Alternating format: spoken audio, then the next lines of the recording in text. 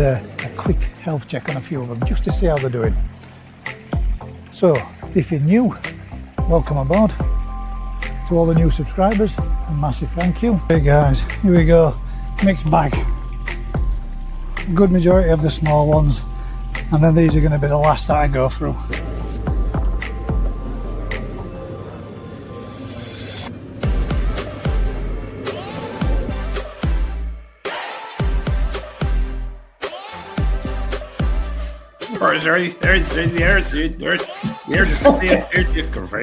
If anybody does want,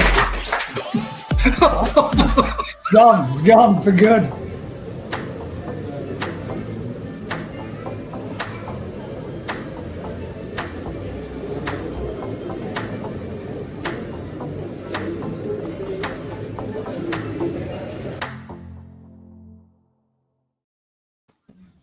And look at that, the Quizmaster has already disappeared. Good evening, ladies and gents, and welcome to this week's GKP Thursday Night Live. I hope you're all good and had a good week up to press, and likewise Matt and Rick, but I'm sure he'll be back any second. He has a little bit of a quiz for us this evening, which he says is going to go absolutely perfect. Swimmingly well, no problems, no technical issues at all. And I believe what he's going to do, if I'm right, Rick, from the explanation that you were just giving us, you guys out there are going to be a team.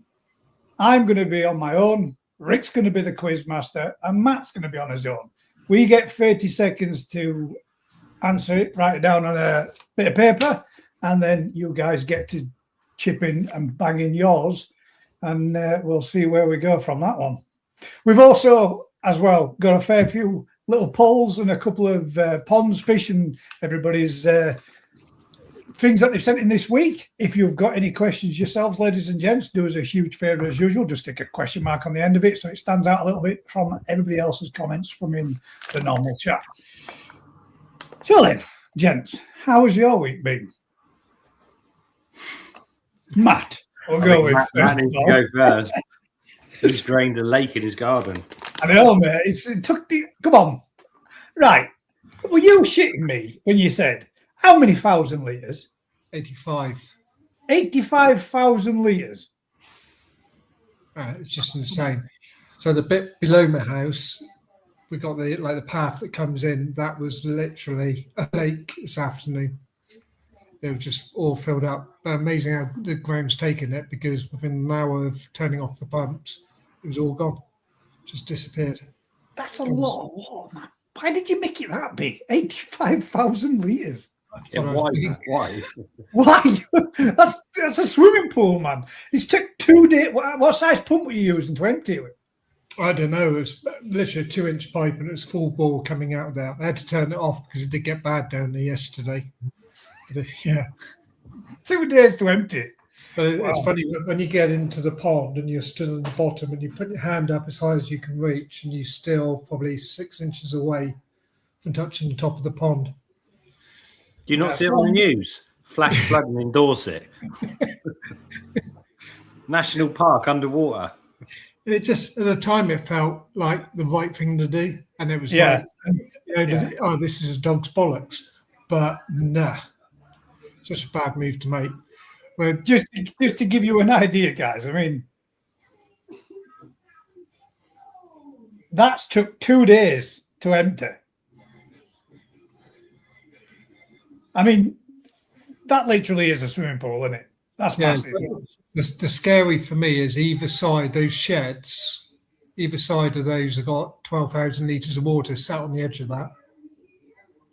Right behind the other side of that wall? No, above it, behind the timber. Oh my God. I know. It's a diving pool, isn't it? Yeah. That's what we started. So we're basically bringing it up 7 inches. 7 inches? Oh, that'll make all the difference. Bringing in, so the depth of the pond or the width of the pond is the 6.5 meters, but it's going to then be 3.5 meters going back. So you're going to make it into two? No, it'd be one, and then You're going to be one, but you're just bringing up the depth. But the bottom and putting new drains in and stuff. And and the back side of it will be the filtration room where all the filters going to be all undercover. It's going to be fully covered, and then up and over windows or doors on the front, so it can. Are you going to use the same drainage system and just raise it up? That's a right for it, wouldn't it? The problem is the bottom drains are sat smack in the middle of the pond, and when they put the new wall in, that'd be close to the edge of it. But example of how bad it is, we drained it down halfway yesterday, and chap come over to give me a hand to catch up the remaining fish that were in there, and it was 2.5 hours to catch 8 fish in only half the amount of water. You need to get some net skill practice in that. Saying that though, with the width and the length of it, I bet it's pretty difficult to get a net that far across, wouldn't it? You know, a pan net. Yeah, it was 8 meters from the front to the back.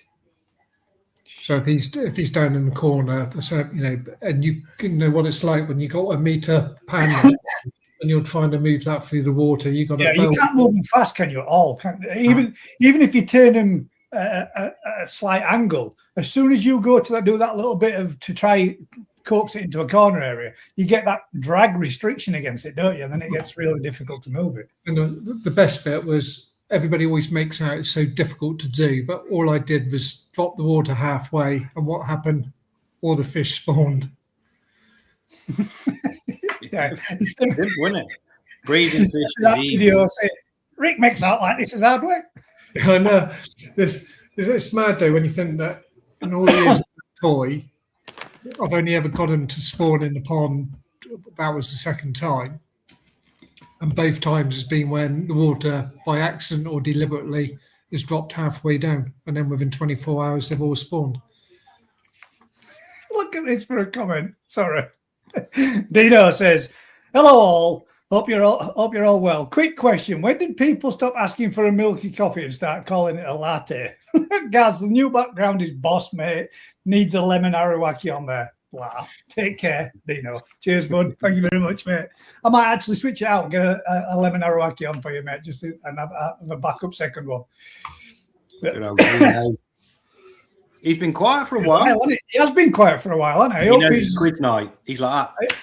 That's it. He's in. I hope he's still in the hobby. I hope he still keeps him, even though because I know at one point he was struggling, wasn't he? And he was losing fish a lot. Maybe not last year before, and he has been a bit more absent with it. But I'm hoping, fingers crossed, you're either, if you're not into it anymore, you're still enjoying whatever it is that you're up to, bud. He's up for the quiz. We starting at 8:30, yeah? 8:30, Quizmaster. Okay. Barbara says, good evening, everyone. Coming over to New Forest Court tomorrow for some fry. The pond is now magpie proof, so it should be okay. Yeah, that was quite surprising to hear that when she posted that in group. Magpies coming down and snatching them. I wouldn't have thought magpies, crows, jackdaws. They're all predating birds, opportunists, aren't they? You wouldn't have thought they'd have been. Yeah. Quite stupid, though, aren't they? They just sit there to get eaten, don't they? I suppose there is a little element of that. There is, to be fair. Right then. Has anyone seen these? Best crisps in the world, mate. Best crisps. Cheapest. Blue Heat. That's going to be. That's not like when it's got a thermometer on them. That's when you know you don't want to. You don't want to eat. Amazing. Literally, me and Ezra are addicted. We can't stop eating them. Are they hot then? Yeah.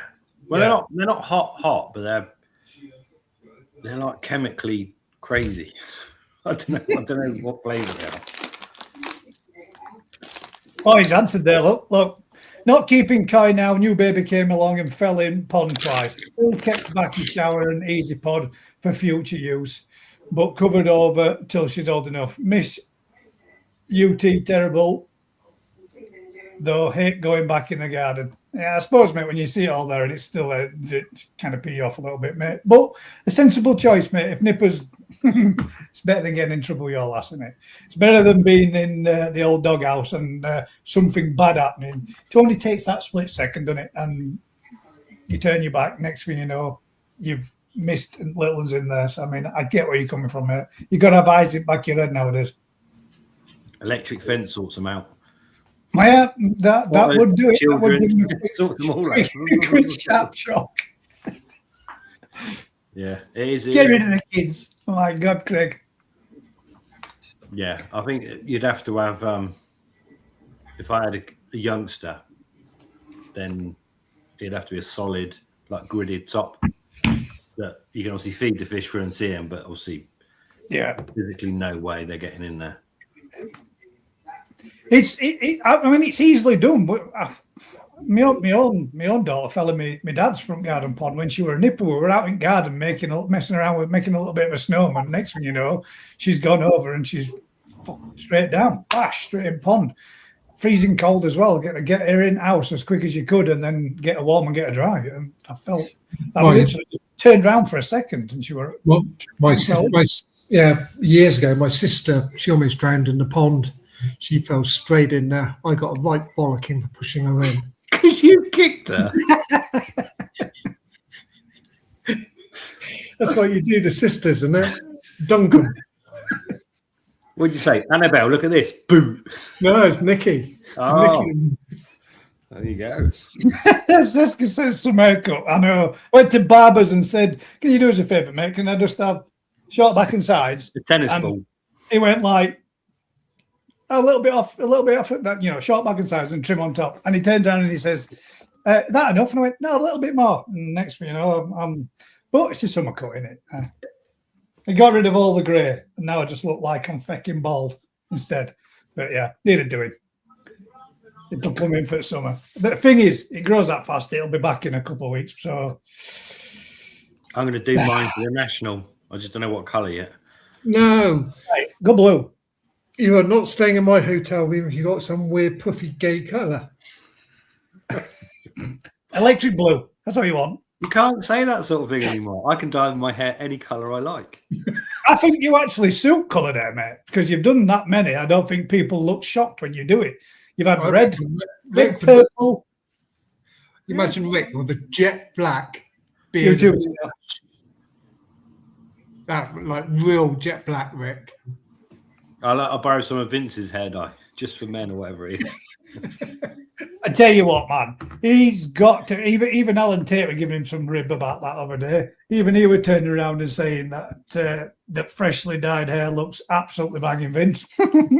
I had a little giggle watching it, and there were a banter going backwards and forwards about him, and then a challenge that Vince has put down for him. And I thought, yeah, this is getting a bit naughty.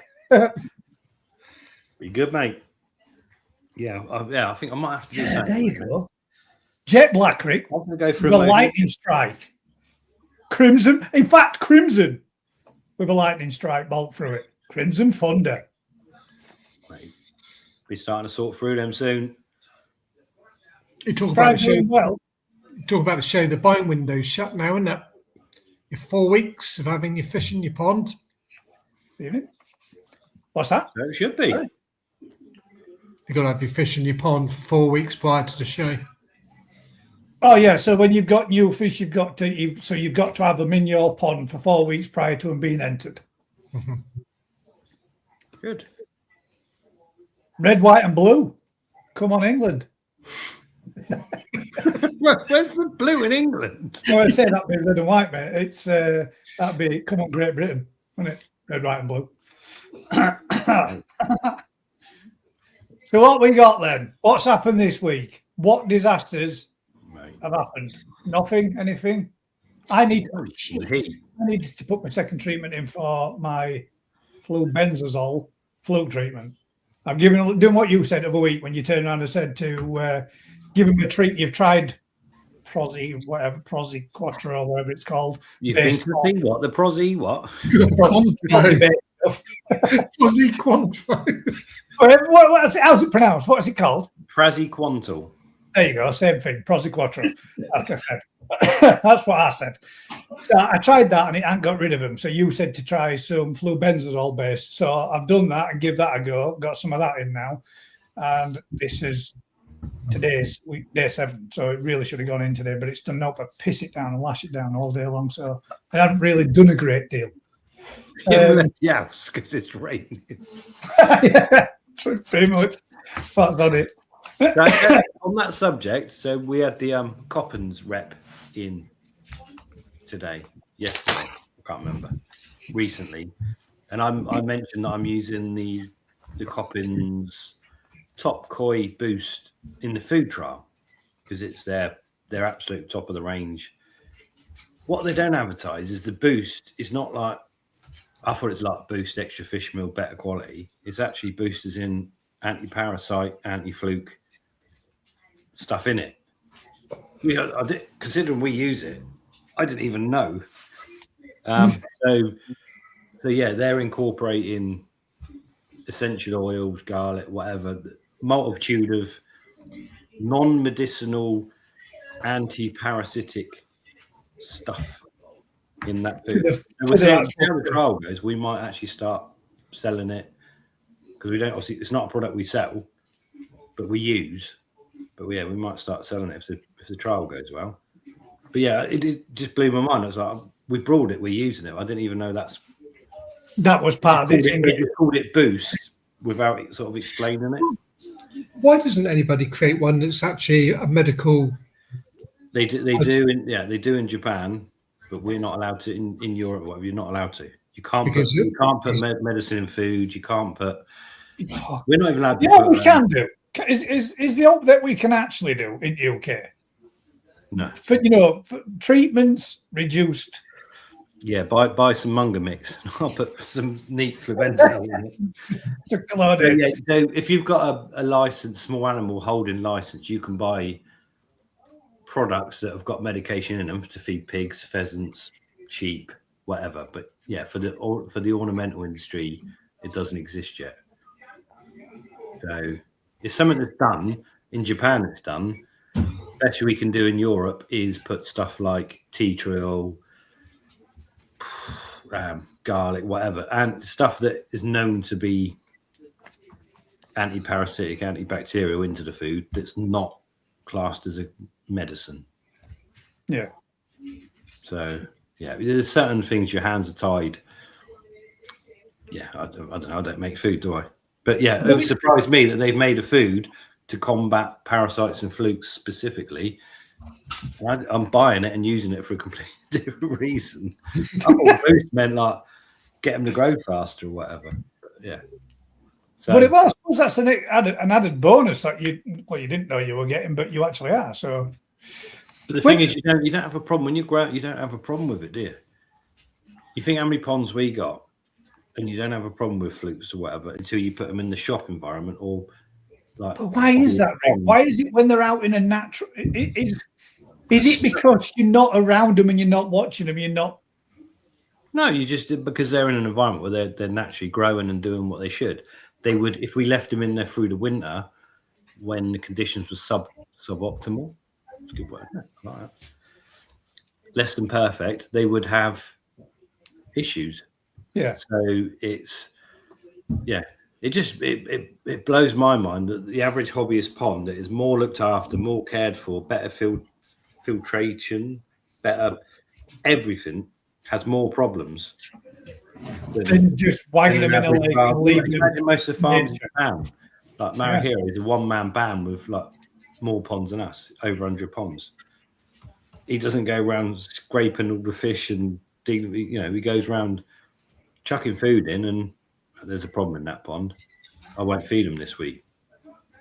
The chance of him putting medication out in a pond is minuscule. Slim to not, yeah. On an actual mud pond, slim to none. It doesn't really happen. It's only when they start getting racked up in sales holding facilities that you have some of these problems. But yeah, is that because they're bringing in more numbers together, more in an area, it becomes more problematic? Yeah. You're mixing stock. The water quality is not as good because you've got a lot more fish in a limited space. You're mixing fish from different environments together, so you're adding all of the stress elements. Your temperature's generally lower. All those elements then add up to. Yeah. But it's like when you were over there, Gaz, did you see any poorly fish or dead fish in anybody's tanks? You consider how No, many? mate, to be completely honest, no. And I swam with thousands of them, and I never actually saw. I don't think I saw one fish with anything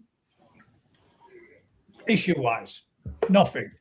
No. We did. We saw. Don't get me wrong. I did see did. some fish. I'd had a little bit of work on them, but that weren't issues in that sense. That was just, what had been done. But there was done and treated and what have you. But I never saw a single. I mean, you can't say the same over here. You can't say that you've never walked into, and I'm not going to say company names or whatever, but I can't say that I've ever walked into a tropical fish shop or a dealer's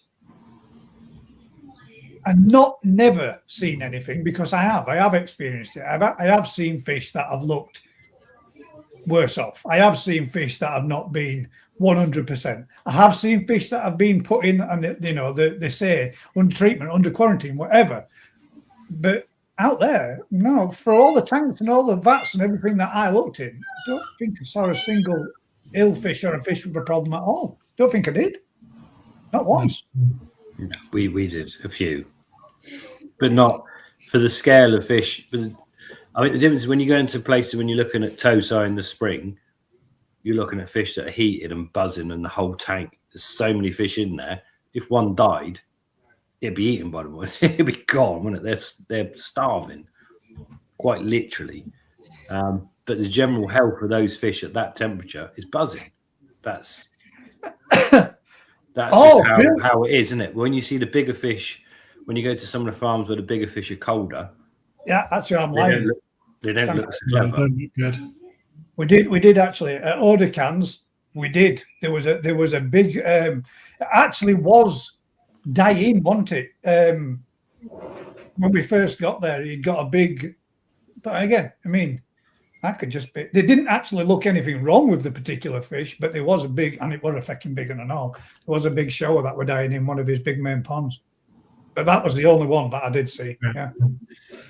But it looked perfect. You wouldn't say it were a manky looking fish or anything, or in any way, shape, or form. And that shit does happen, doesn't it? But that was the only one. Yeah, you're right, Rob and Bill. There was that one particular one at Odacan. Well, there was fish at Dainichi. There was fish that weren't great. Well, when we went to Dainichi, there was one of the fish that was there for. Now you've mentioned it. There was the fish that had been there at the show. And from coming back from the show, it was struggling a little bit with its swim bladder, but that was in QC to go back in.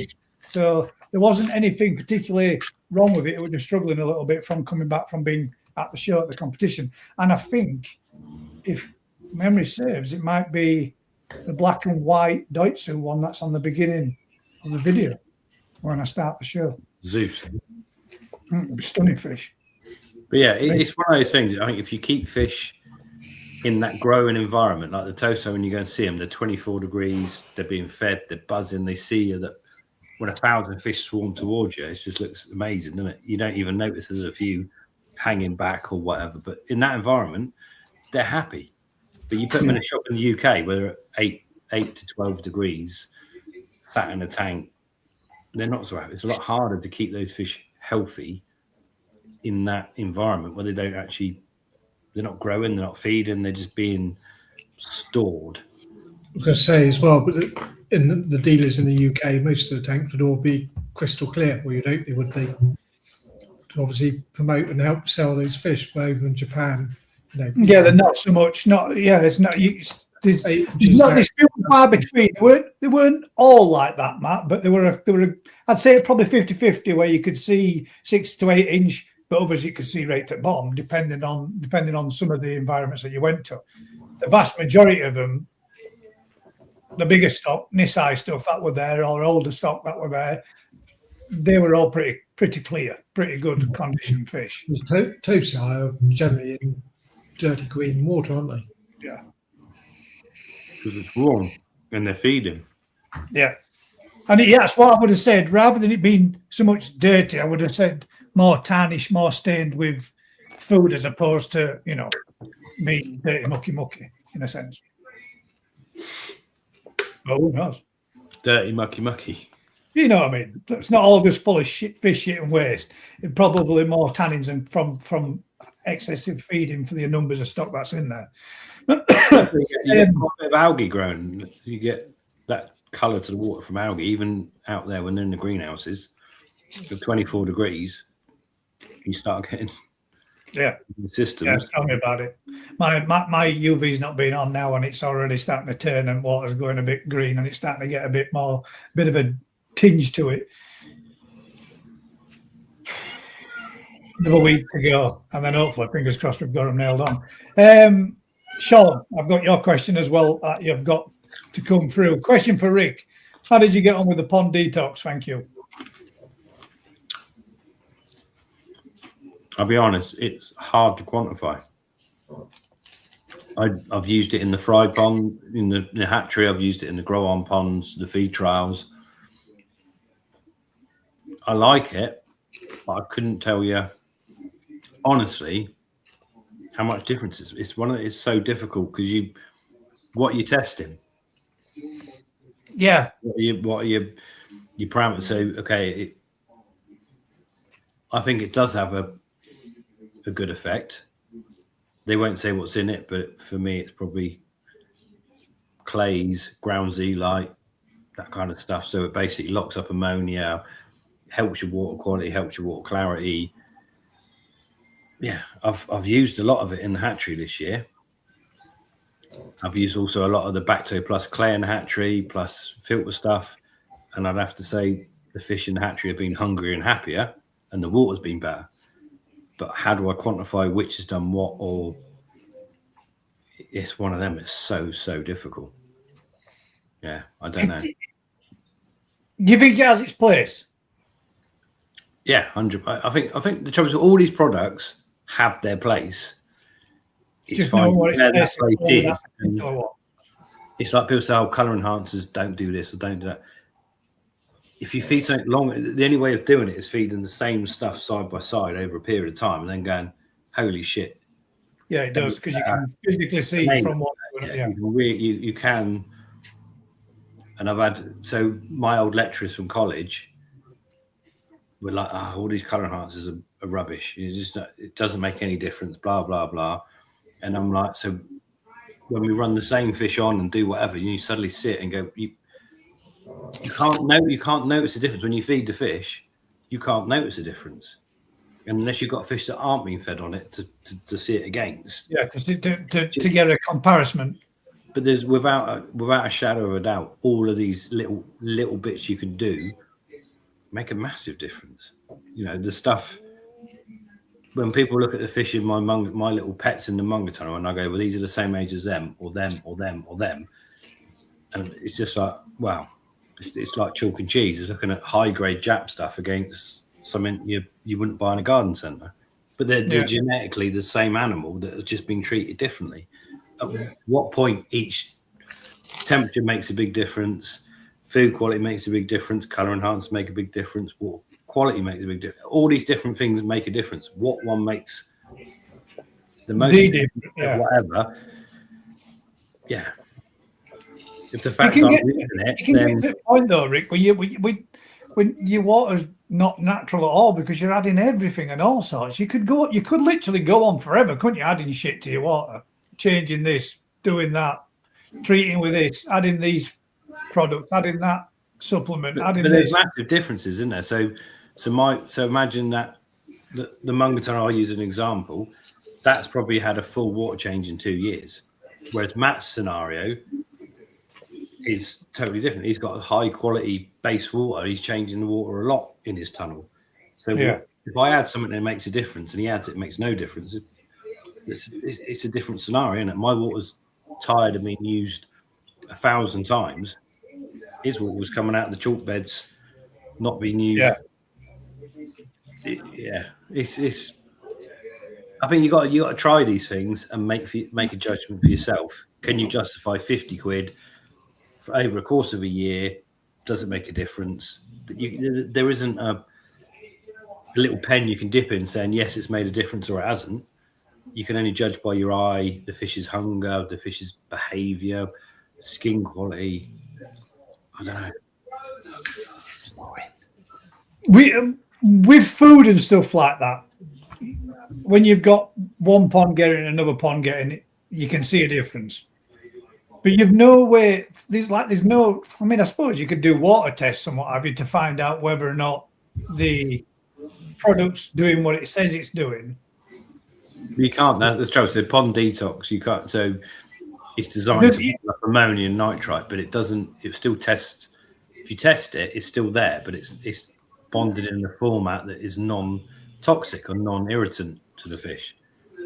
But if you've got the zeolite in there, Rich, it's safe, isn't it? It's exactly the same as safe. How does it work if you've got the zeolite in there as the granule form? I don't know if it is. I'm just speculating what I believe is probably in the product, and it wouldn't surprise me if it is like zeolite ground up, so it absorbs ammonia, and then it's designed for your filters to then remove it, like your drum filter or whatever. So you're taking it away at source in a different manner. And if you mix zeolite with like bentonite clays and stuff, then you've got water clarity, you've got heavy metal absorption, you've got removal of. So you get all these effects from that powder. But again, it's. Well, is that product called safe? I mean, I know it's not readily used within the koi industry, but it is used a lot within the tropical fish world, and that's like you add a teaspoon to 1,000 liters, so to speak, or to X amount of liters, and that ends up being then a treatment that neutralizes or detoxifies ammonia and nitrite, but also removes chlorine from your tap water. So it's a similar sort of product as well. But I mean, I know it's funny. You could dig up a bit of clay out of a ground at work and chuck it in tap water, and that takes out chlorine. Yeah. So it's just a few of the. But and it will also bond up with other. Everything reacts to each other, doesn't it? So this is where you get crazy with when you go down to someone making a pond using RO water and whatever. They're using literally purified water with nothing. It might be amazing for growing fish to their maximum if you can control it, but there's no absorption. There's nothing in it to give you any kind of balance or stability. So when it goes to shit, it goes to shit a lot quicker than an old mud pond or a pond that's full of hardness and chalk and whatever else. I found interesting this week was what we can legally, or what the water authorities can legally put to a level of different types of products in your water. But then when you have a look at it, so an example, I can't remember exactly the figure, was on metals in my water, I was at 10 points, but the Wessex Water Authority are allowed to have up to 500 points of it in the water for us to consume. But at 10 points, it's getting dodgy for the fish.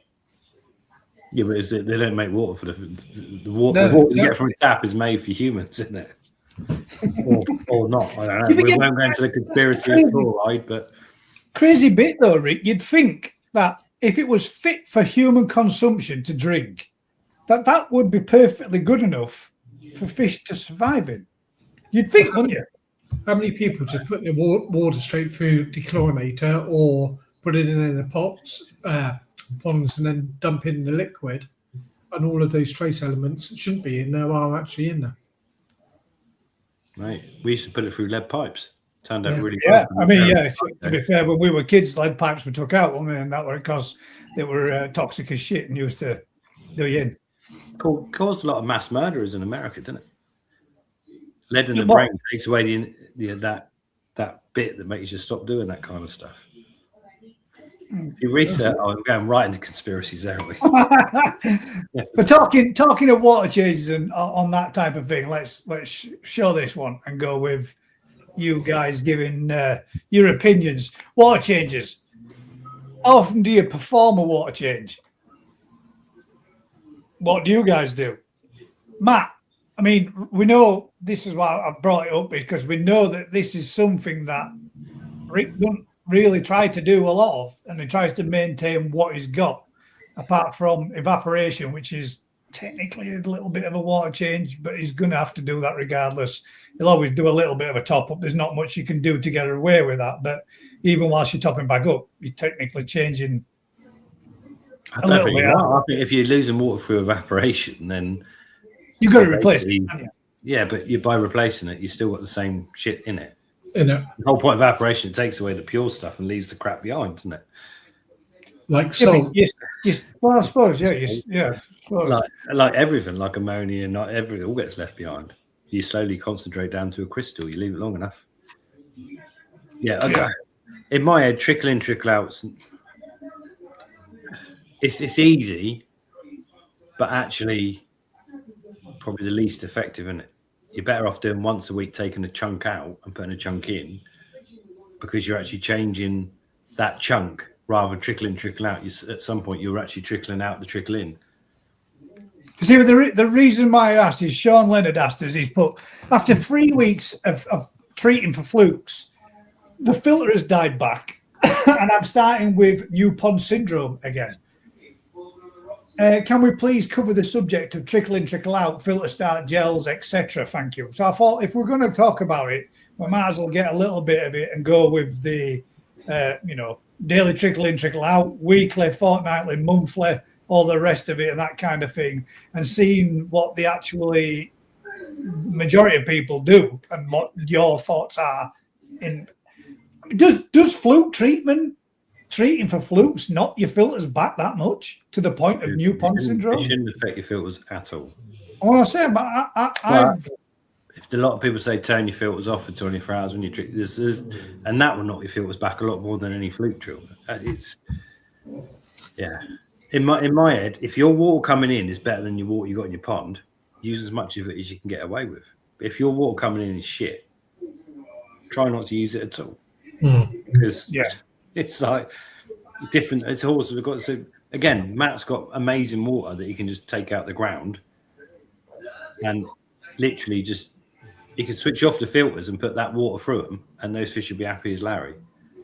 But if you live in any city in this country and you try to do that, you're putting in absolutely horrendous water all the time, aren't you? You just, I don't know. You've got to work out, is it beneficial to get rid of water that you've made safe for your fish to put in water that's not safe for your fish, just because someone says you should put fresh water in? Fresh doesn't mean coming out the tap, does it? Or should, but it doesn't. I don't tend to change my water other than I use that water to clean my filters. Whatever water's in the system, that's what I use to clean it. So when I clean my filters, I replace that water. You have to top bait it. You're just topping up what you've used. Topping it back up. Someone that's got a drum is doing a trickle in, trickle out, because the drum is continually. And again, unless you're Matt, where you're using the water, then your ponds overflow. Which again, But in the real scenario, in the real world, you use a drum. You use 10 litres of water an hour, whatever it is, going out. You have to top up 10 litres an hour, whatever it is coming in. It's a trickle in, trickle out. From our point of view on a farm, you're much better off. This pond, this water's got to a point where it's pretty hard to deal with. Dump 50%, replenish with 50%. New water, I won't say fresh, it's not going, whatever water, and you're getting rid of the toxins you're getting rid of by 50%. Yeah. So when you say trickle in, trickle out, what would you class as trickling in? A wee speed. I was just gonna Paul then, but I thought just to be a waste. I got a customer that we're doing their pond for them, and he's asking. It's a drum system, but he's also asking for a trickle in, trickle out. And I'm scratching my head, thinking, well, you've already got that in place. Well, yeah, it's trickling will catch up with the drum. It will be trickling, drum spews out. Yeah. On top of that one, right, without my trickle, I'd be buffering every day. What's Rick's thoughts on buffering? Buffer all you like, Joe, mate. Polish, buffer. I don't know. if you need to bring the pH up, buffer the water, then buffer it. Lee's done loads of stuff with his cockle shells. You can use oyster shells. You can use sodium bicarb. You can use chalk. You can use anything that's full of calcium carbonate, one way or another. You know, when we've said in past, and it's always been said, and everybody uses it as one of those things like stability is key. Yeah. Trickle in, trickle out. With that, to a point, you're going to get to a stable amount of water that goes in and goes out, and the fish, you're going to get used to that being as it is, aren't they? And if you're buffering via methods to bring your bicarb back up and such, as once they get to that point where they're used to that and that's their environment, is there a need to do anything more? I mean, I've heard people talking about having ponds. Oh, my pond's been leaking for 12 months, just had a nose pipe flowing in it all day, every day. And just literally what's been flowing in is what's been leaking out throughout the day, just topping it up and just keeping it going like that. Is that keeping it stable when you continue to do the same thing to get used to it? Yeah, but stable doesn't mean good, does it? Stable just means consistent. If it's consistently got ammonia, chlorine, and that's consistently bad, isn't it? Stable, stable in my head, it's not great, is it? Stable is just you're creating an environment that's not changing. But if that environment's bad, a stable environment is not great, then, is it? Because you're creating a bad environment. You just got to create the right environment. Just saying there, you're right, Gaz. Trickling is not stable. My water changes week in, week out from the tap. So I mean, you kind of are really in a heap load of shit, aren't you? If that's what you've got and that's what if you water out your source, let's stop that. What we got? 40% with a trickle. See, that's more than what I expected. 40% have got. So that's 8 people that have got a trickle in, trickle out. 6 people that do a weekly water change. 2 people that do a fortnightly, and 4 people that do a monthly water change. Do you not just do an as and at the bottom? You should have done as and when necessary, because that's. I could have done. Yeah, I could have added another one. I do find these interesting, these little polls, even if not for no else, just to see what everybody does and what everybody else gets up to, what you actually use. But I did think that when I read Sean's comment about him being treating for 3 weeks for flukes and the filter has died back, I kind of like, well, I mean, I've been treating for over 3 weeks. I've probably been pushing now into 5 weeks of treating. Technically, if I've done it today, tomorrow morning I'll put it in kind of like 12 hours behind where I should be for treating it like, but it's not going to be that detrimental. But if I go in again, this will be the 5th week with 1 week break in between that 5 weeks. So over a 6-week period, they've had 5 weeks of treatment.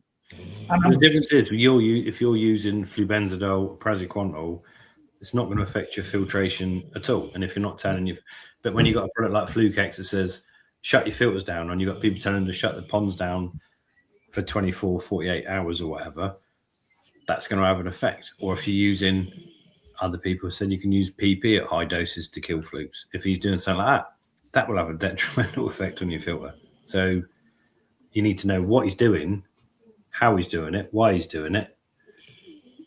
Yeah. Know what the outcome could be, should be, would be. So like for the people that are doing and are going with trickle in, trickle out, you're not creating a stable environment at all, are you? Well, you are. If your source water's stable, then that's. How do you know if your source water is stable unless you're checking it every 20? And that that brings us to another little poll as well. But how do you know unless you're doing those parameter checks daily? I mean, how do you check? The fact is, yeah, but if you're again somewhere where your water company is drawing water from one source as your water, then you know that that's pretty stable. So if you live in the mountains in Wales and there's a massive reservoir, that's where the water comes from. That's the water source for your water company. Your water's going to be pretty much spot on all the time. When you've got a company in the middle of a built-up area that's drawing water from different areas, then your water can change, and they might have to add stuff to keep it within their realms of safe drinking water. They don't give a monkeys about your fish. You don't. Yeah. No, they don't, do they at all? One of my customers up in Yeovil, he's having issues with the ammonia, and so I said to him, test your tap water. Done it already. 0. I said, right, now put some in a bucket and test it tomorrow, and then went up to 0.25 the following morning. Yeah. Which is similar to what Joe was suffering from, wasn't it? His tap water coming out was okay, but then the following day it was out. That was the pH going through the roof. Yeah. So they add all sorts to the water. They still have fluoride. Do they still do that? Fluoride. Keep your teeth white. I'm not sure if I think they do. Yeah, I think they still do add fluoride to water. I'm pretty sure they do. Or they used to do anyway. If they don't do anymore, but yeah, there's a lot of shit in it that you know. I mean, let's face it. If you actually look into it and do a bit of research into your water and what have you, everybody's going out there and buying plastic bottled water and what have you, and you're getting tons and tons of microplastics, especially in bottled water that's warm. The bottles break down and all the rest of it. When you start looking into just as much of what shit we actually do drink and what we actually drink put from in a tin. There we go. Drink from a tin. Aluminium poisoning. It does say that with the fluoride, water companies add fluoride to tap water in some regions to improve public dental health. Yeah. Obviously, in Yorkshire, not having a single filling in my mouth. Yeah. So do you reckon there's some agent that's walking around going, "You got yellow teeth"? Add some fluoride. I don't know. If it's the same government that had lead pipes or whatever, and then took all the copper out of hospitals because stainless steel they thought was better, and then realised copper actually is antibacterial, so it's much better. And what do? You learn one thing, you do something, and then you change it all now into building trades. It's all running through microball plastic, isn't it? Everything comes from plastic now. Yeah, because it's a lot cheaper, isn't it? You can cheaper. Yeah, and the question there, guys, is on this, but it's the honest one. Let's be honest. How often do you check your ponds? By which I mean, I'm not talking about actually going out there and doing water checks. I'm just talking about going out there, physically looking at your pond, looking at your fish, looking at your stock. Are you doing it when you spot something's wrong, or are you doing it every few days? You're doing it daily, or are you doing it multiple times a day? Well, if you weren't going out there daily, you wouldn't know something's going wrong. That leads us to why so many people, and you see them in all these Facebook groups. Can anybody tell me what's wrong with this fish? Can anybody tell me what's wrong with this fish? And you look at it and you think, what the fuck, man? That fish looks like it's been rotting away for fucking weeks. Never mind days or months. You know what I mean? Some of them are that bad. You think, shit, man, how the hell have you not noticed that?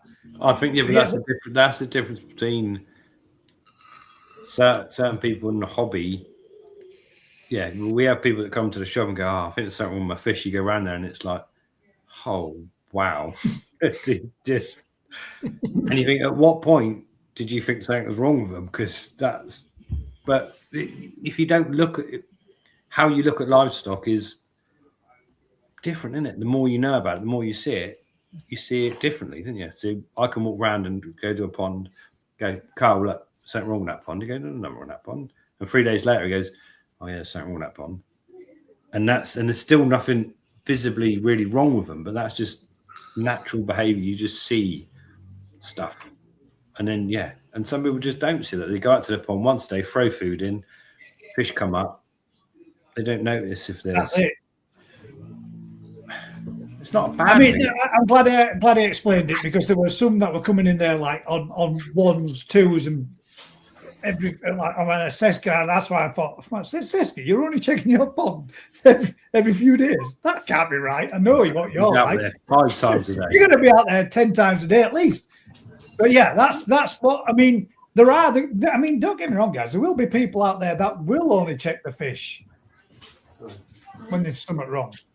You know, there might be elderly people that have got a little bit too much for them, and it's now got to a point where they can't really do a great deal, and they can't get out there or whatever.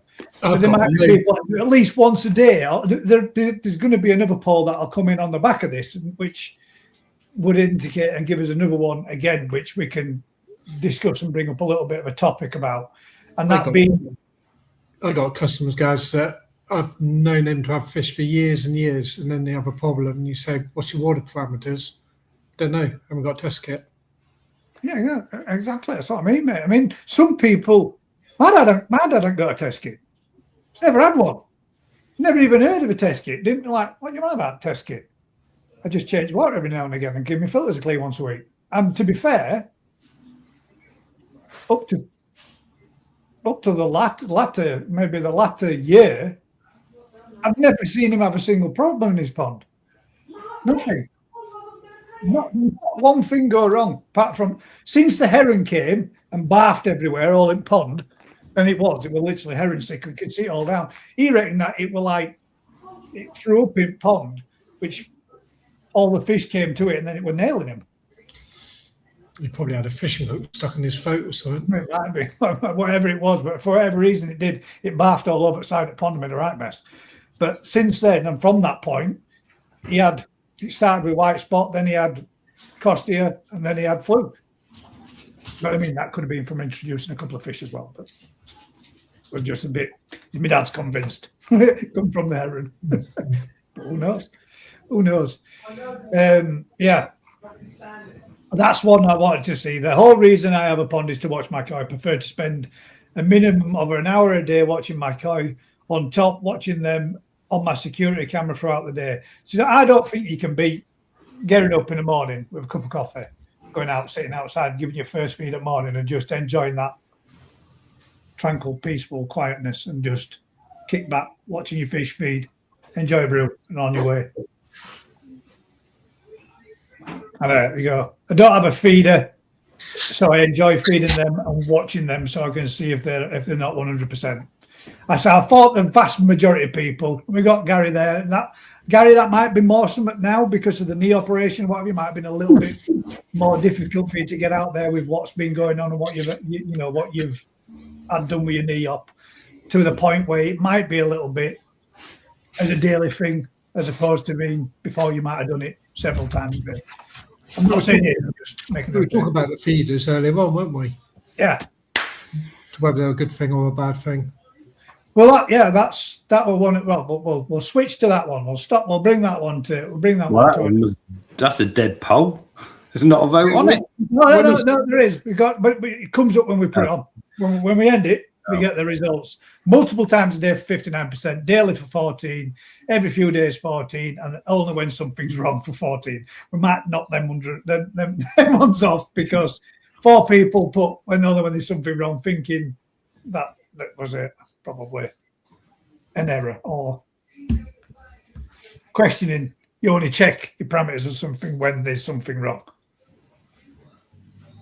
But yeah, vast majority of people do it multiple times a day, which I think if you're a koi keeper, that's kind of like what you're going to do, isn't it? That's what you do. I mean, that's all. So the whole interest being around their environment.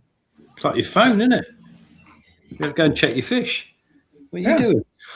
Well, I even used to check mine on my phone to make sure everything's all right. Through day, a couple of times, just so you know. How long before someone's got a fake pond on their phone because they can't afford the fish they want in their pond, so they get AI fish on a camera pretending to be in their pond? If I can still sell them, I'd do it. Yeah. Imagine. Sounds like it'd be cheaper. Be cheaper. You wouldn't have to feed them, and they'd always be swimming around. They wouldn't die. Yeah. Anyway, nearly quiz time. This is koi boxes for the show scene this year. Mark, probably 4. Koi boxes.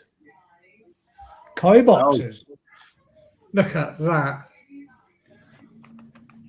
So that's for transporting fishing. Yeah, and we listened to you, Rick. The bottoms are now hard. So no punching of the anal fin. Nice. Sweet, aren't they? They Yeah, do look pretty a cool, little right? bit like coffins. I thought they were draw fronts. Like a pull-out draw. I think there's a problem with them. Sean made them. Sure, But that's maybe. that's You need to make side on sure- though, Matt, isn't it?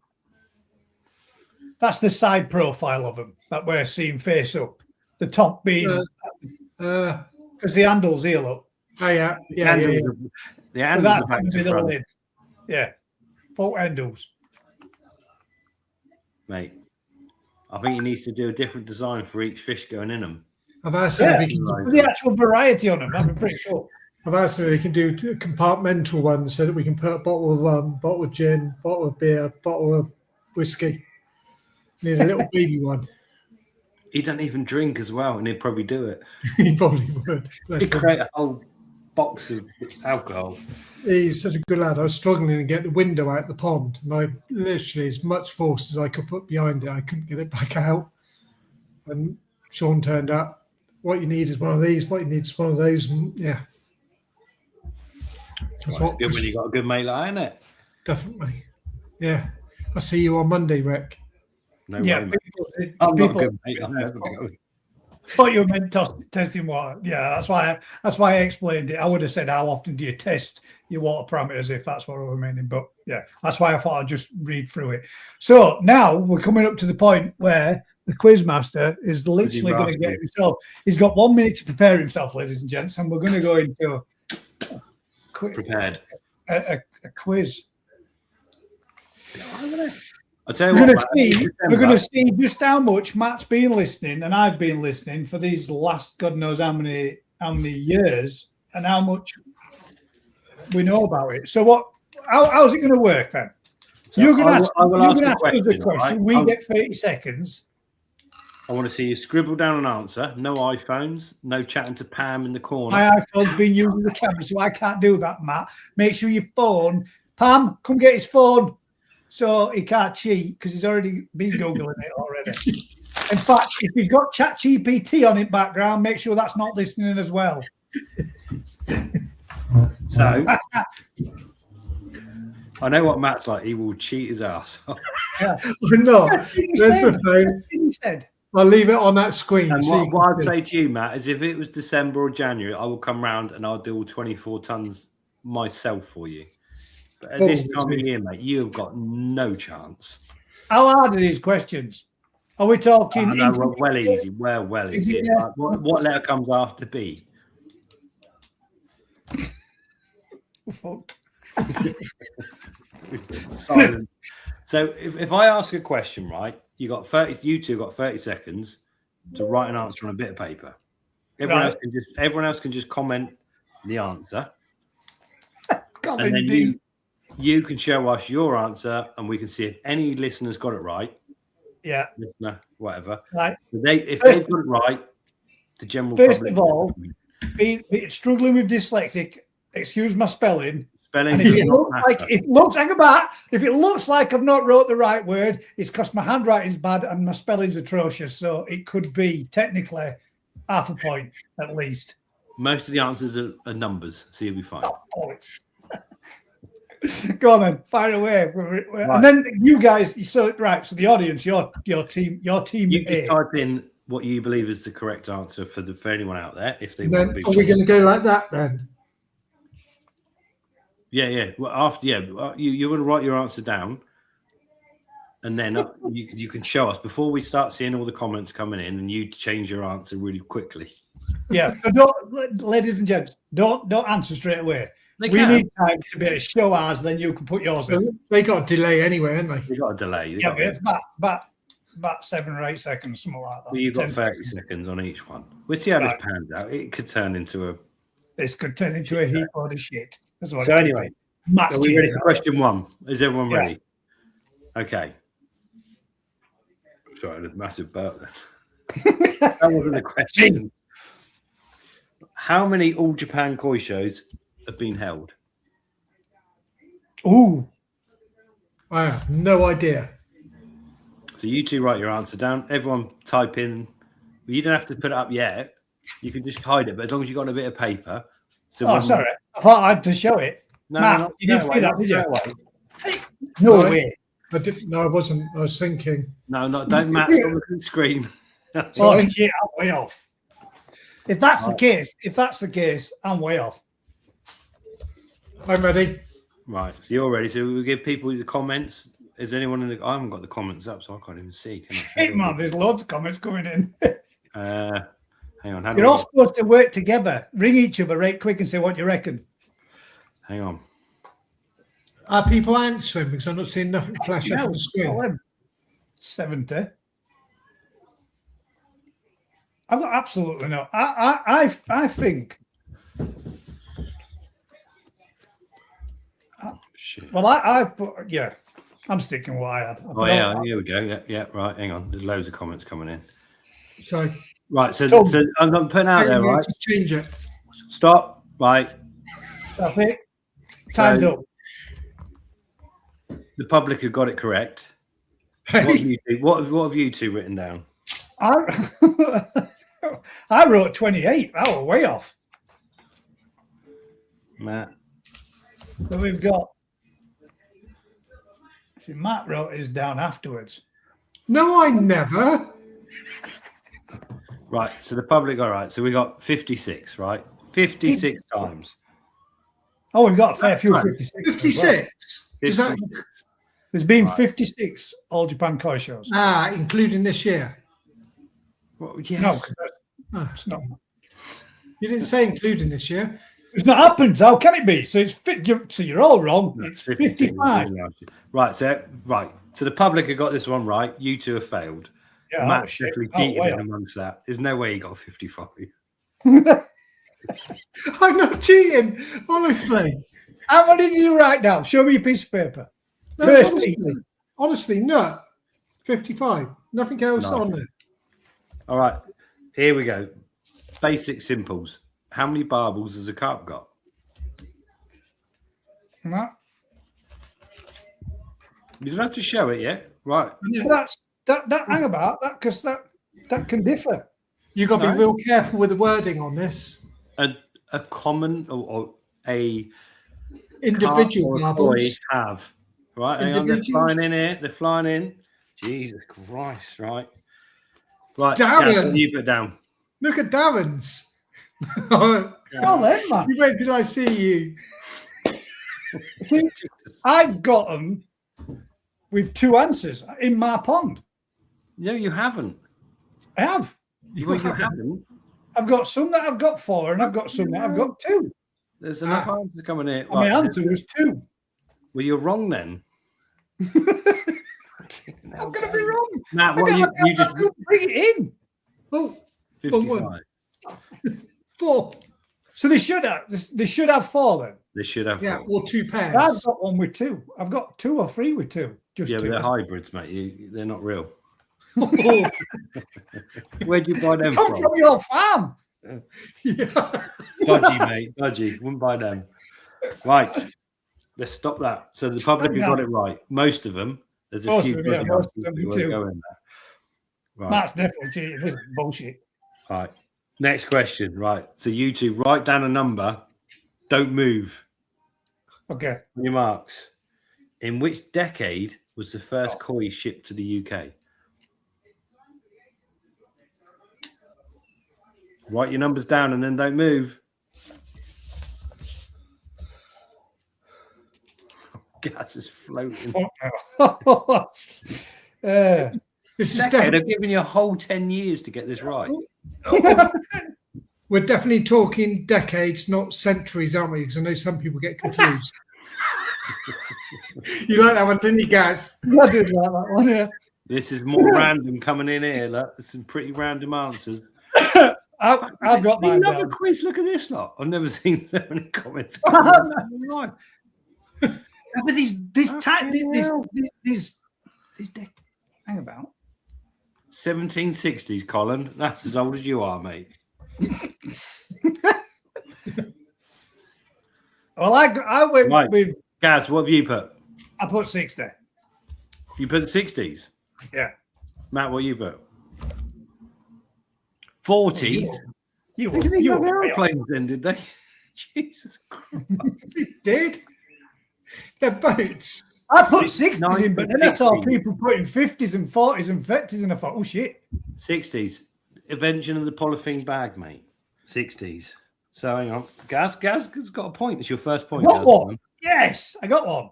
That was wrong. You two are being smashed by the general public here. No, we are. 1920s. God damn, Stephen. Right.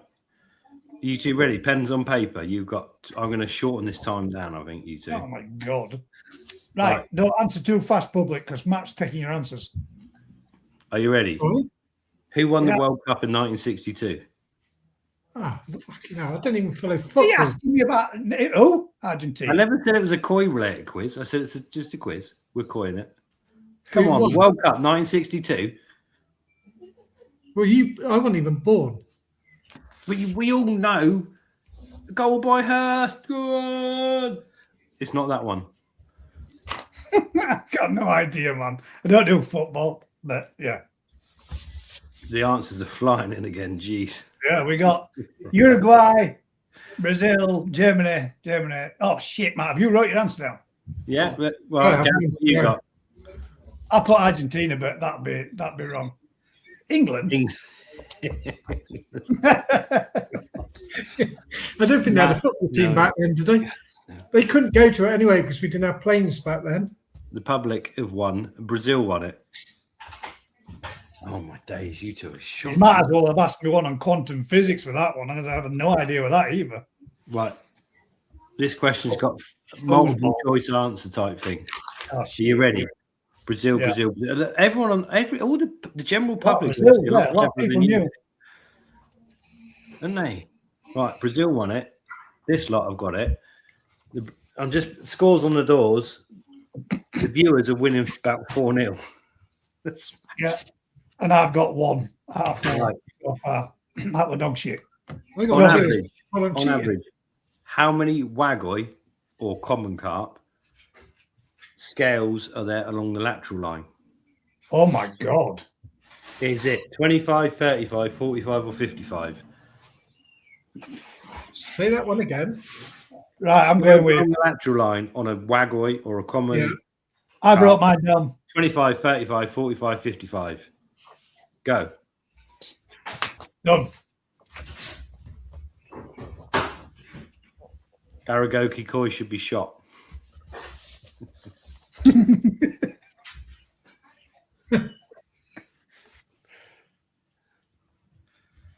My God, we got there's just all sorts of answers. Matt, just guess. Matt, just guess. Stop googling it. You're looking too. Matt, You're looking way too long. Matt, what you put? I've got it written down. I'm not cheating. Go on, but let's see what you put. I put C 45. Matt's got a point. Well done, Matt. That's third. What did you put? Yeah. What did you put? 35. 35. 25. 3 points, Gaz. 33 to 40 is. I got it wrong again. Shot, Gaz. What if it's a short bunny? It's got small scales, Si. I had no idea. Oh my God. Who said, Right. who said 55? Aragoki. He's dreaming. He's scale mad, that boy. Right, are we ready? Yeah. Are you sure? Yeah. In which decade was the first ever All Japan Koi show held? Oh, well, hang about. Come on, can you do the maths quick enough? Probably not. Who's got a calculator? 26. Stop writing. 76. Right. Right. No. Come on, public answers are flying in. I could be right on this one. There's a lot of them saying what I've said. They've got it right, but all of them have got it wrong. Eh?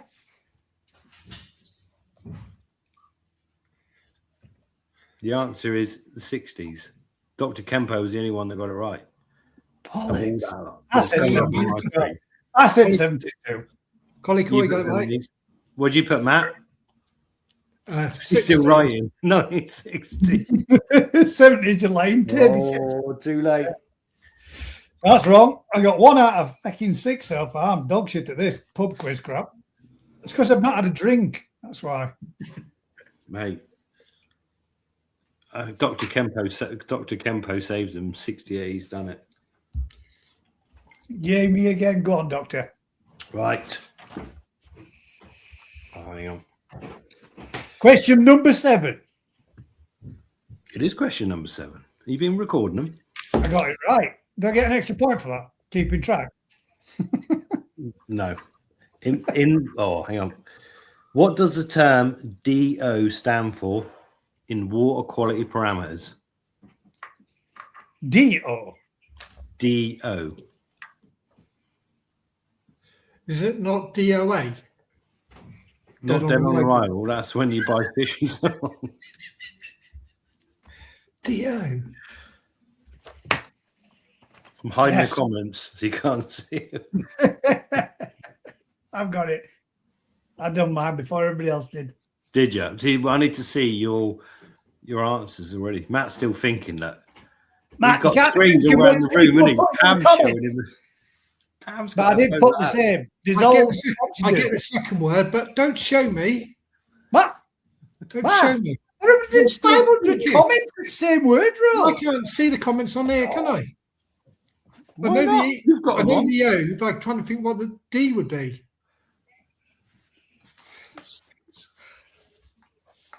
Right, come on, Gaz. To see if Matt. Hang on. Just in case you say I've changed it. Look, dissolved oxygen. Oh, Matt somehow pulled that one out of the bag. I was set with digital oxygen, and I was like, why would you have digital oxygen? Even the peacock's calling you out. Yeah. Liar! Liar. Number 8. That's the Got first 2 one right. everyone's got right. 8 Right. so far. Yeah, But come everybody on. got that, didn't they? Pretty much. He was looking at Pam. He was. I saw that too, Paul. Right, I'm reducing this, right? You two have got 10 seconds to show me your answer, to write your answer. I'm going to go for a new page, Rick. Okay, you get a new page, you're all set. Because as soon as I say this, the answers will be flying in. What is the capital city of Uruguay? Oh, fuck no.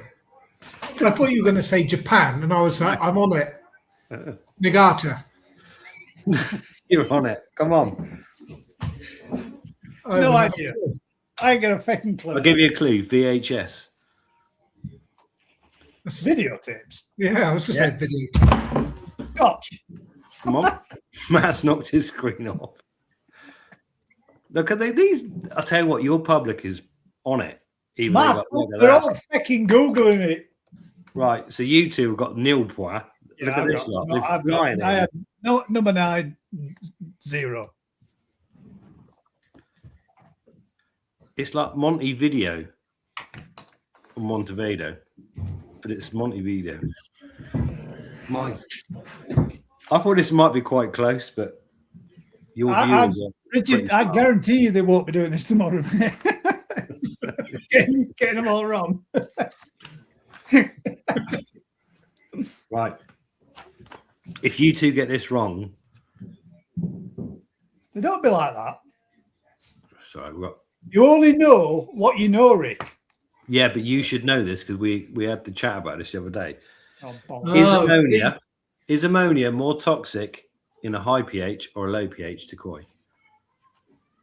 5. Is 4. ammonia more toxic in a high pH or a low?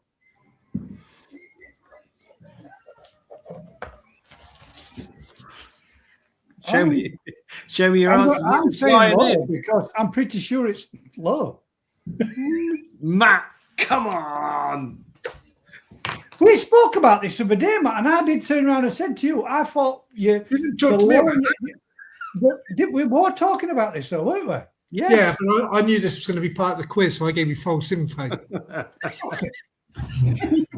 I thought it went. How do you mean, right? So like a pH of 4.5 is less toxic. If you've got a pH of 7.5, which is neutral, ammonia is more toxic. So, the higher the pH. So like 9s and 10s pH is more toxic. The ammonia is far more toxic to a fish the higher the pH. It's a scale. Honestly, I always thought it was the other way around. Oh, mate. Well, there you go. Every day's a school day. You've lost another point. Yeah, I don't mind. To be fair, Rick, I don't mind losing a point to learn something new. I'm not being funny. You're an asshole. You literally told me it was other way. When you said that just a minute ago, were you just rounding it up when you said the pH neutral is 7.5? No, that's perfect. Because I thought it was 7.2. Not being pedantic. Well, it could be. Well, of course you know. Neutral to one man's neutral to a different man. Anyway, scores on the doors. We're about halfway through, aren't we? Oh, shit. Halfway through, right? You got 2 out of 10. I'm doing If I was to add Matt's and Gaz's scores together, they're still not matching them. They're still. We're not going to. How many people are watching or participating? It don't really matter, mate. The vast majority is cleverer than us. Yeah. But we're all having a great time, aren't we? Let's round. Right, I'll tell you what, Sesko's going to get a slap as well when I see it. You see that? Dumb and Dumber, them two. It's a bit harsh, isn't it? It is. Right. Are we ready for question 10? No, it's question 11. You don't even know where you're at. No, it's question 10. It's not. It is. I've wrote them down. 1, 2, 3, 4, 5, 6, 7, 8, 9. I didn't answer. 10, low. You're on question 11. We didn't answer 9. That's probably low because that's question 10. No, 9 was your stupid capital of some video. That was 8. Oh, what? That's the one you missed out. That's the one then, Gaz. You ain't got the. I've only got 10 questions on this sheet. Right, you're right. I lied. Right. We're on number 10. What does the Japanese koi name Kajaku translate to in English? Oh, feck.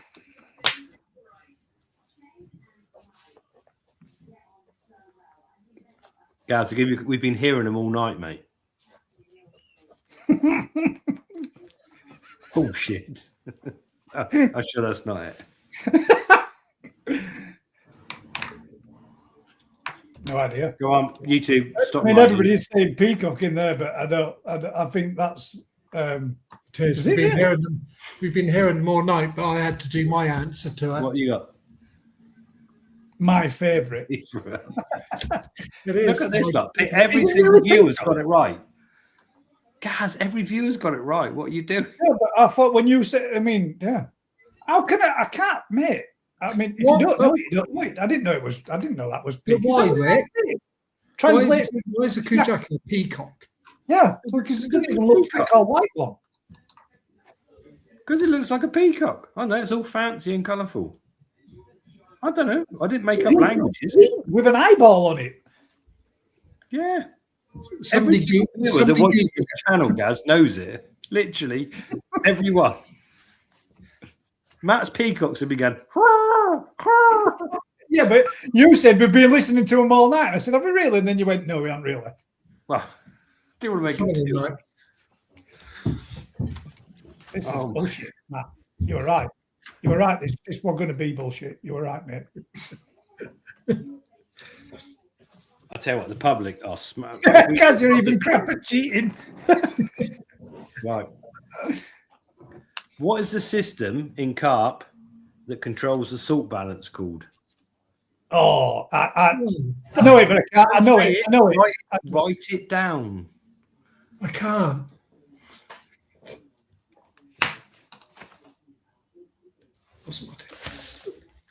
Matt's got it. He's got it. So it clicked. It clicked. Write it quick. Write it quick. Stop looking at your second monitor. My second monitor is a fucking laptop. I'm ready. I couldn't remember how to spell it, but you see that. Yeah, I mean, I'd definitely spell it wrong, but I know what it is. Matt, what you got? Osmosis, osmo regulatory system. I'll take osmosis. What you got, Gaz? Osmosis. Right. I'm going to give everyone a point. Everyone's getting a point for that. Yay! And that was. That's not helping you. At this point, I don't think there's any way. It's Oz with an OS. Right. Anyway, quick drink. This is going a bit quick for my liking. It's supposed to last 2 hours, a pub quiz, isn't it? It's supposed to get a fucking drink as well. If I'd have known we were doing this, I would have been, oh yeah, I got peacock as well. No, you fucking didn't. The way you said that, though, Gaz, do you notice your nose just went, wee? Right, are we ready for this one? Do we know our scales? Do we know about scales? Yeah, on lateral, there's 25. 35.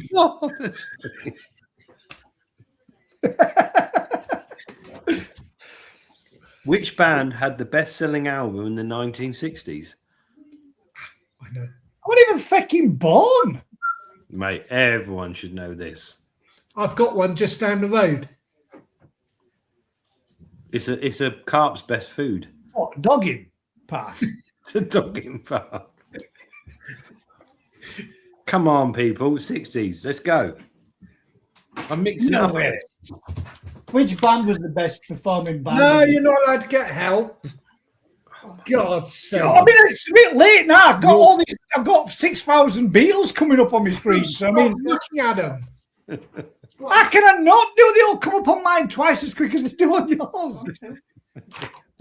But what was the question again? Which best performing band in 1960s? Best-selling album in the 60s. Best-selling album in the 1960s.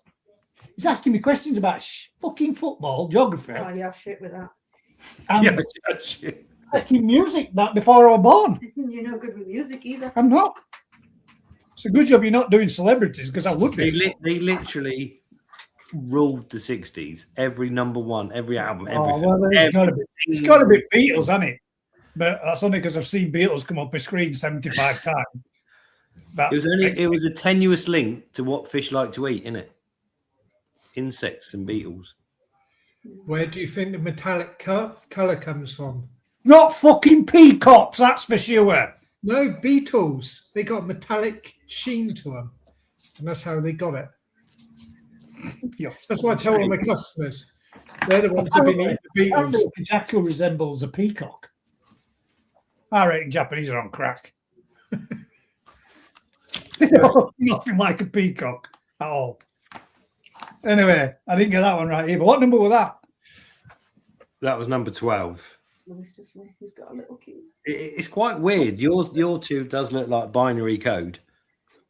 In the public. Yeah, honestly, I wouldn't have known that, Beatles.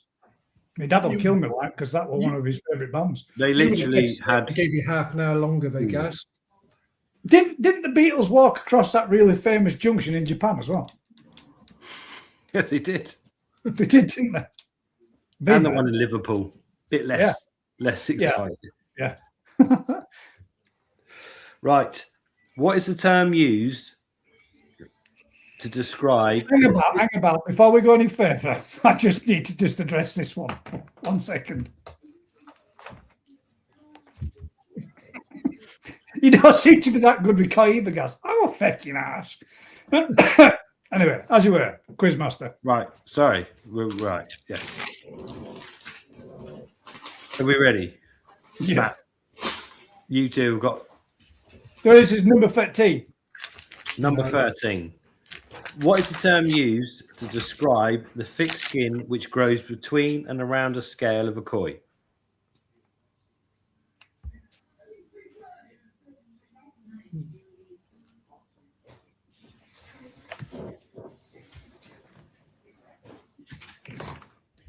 I hope that's right. Highly desired.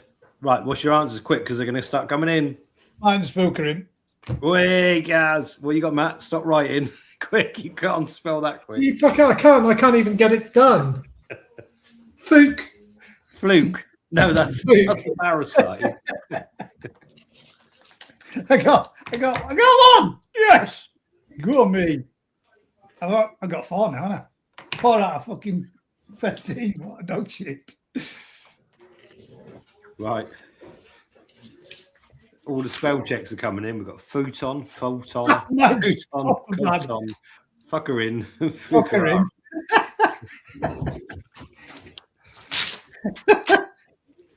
I knew it turned to a shitstorm. Is that cute? What's that, Doctor? What have you put in there? Mucus. Cheers, Aragogi. Right. Are we ready? This is a super quick one. You've got to get it down. You two have got All right. 10 seconds. 10 seconds. What is the chemical symbol for lead? Oh, what? Come on. There's not going to be many people putting this one. Oh my God, they're flying in. Pornhub. I don't know. Oh, me. Get Yeah, apparently it's PB. Oh, will you stop Apparently. it, Gaz? Huh? Stop it. Oh, Apparently- you knew that. Don't give me that shit. Hang about. I've got something for this. Bullshit.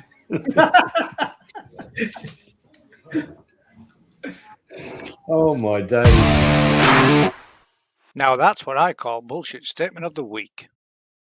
You never fucking knew that, PB. I'm sorry, but you didn't. Plum bum. Personal best. Personal best. Right, this is a yes or no answer. Oh. Well, that one was definitely a no answer because I didn't know it. Are you ready? Can Koi Number see in 50. colour? What? Can Koi see in colour vision? Can Koi see in colour vision? Or colour? What? Colour or full colour spectrum? Full colour spectrum. I'm saying yeah. Yeah. I'm saying yes. Yeah.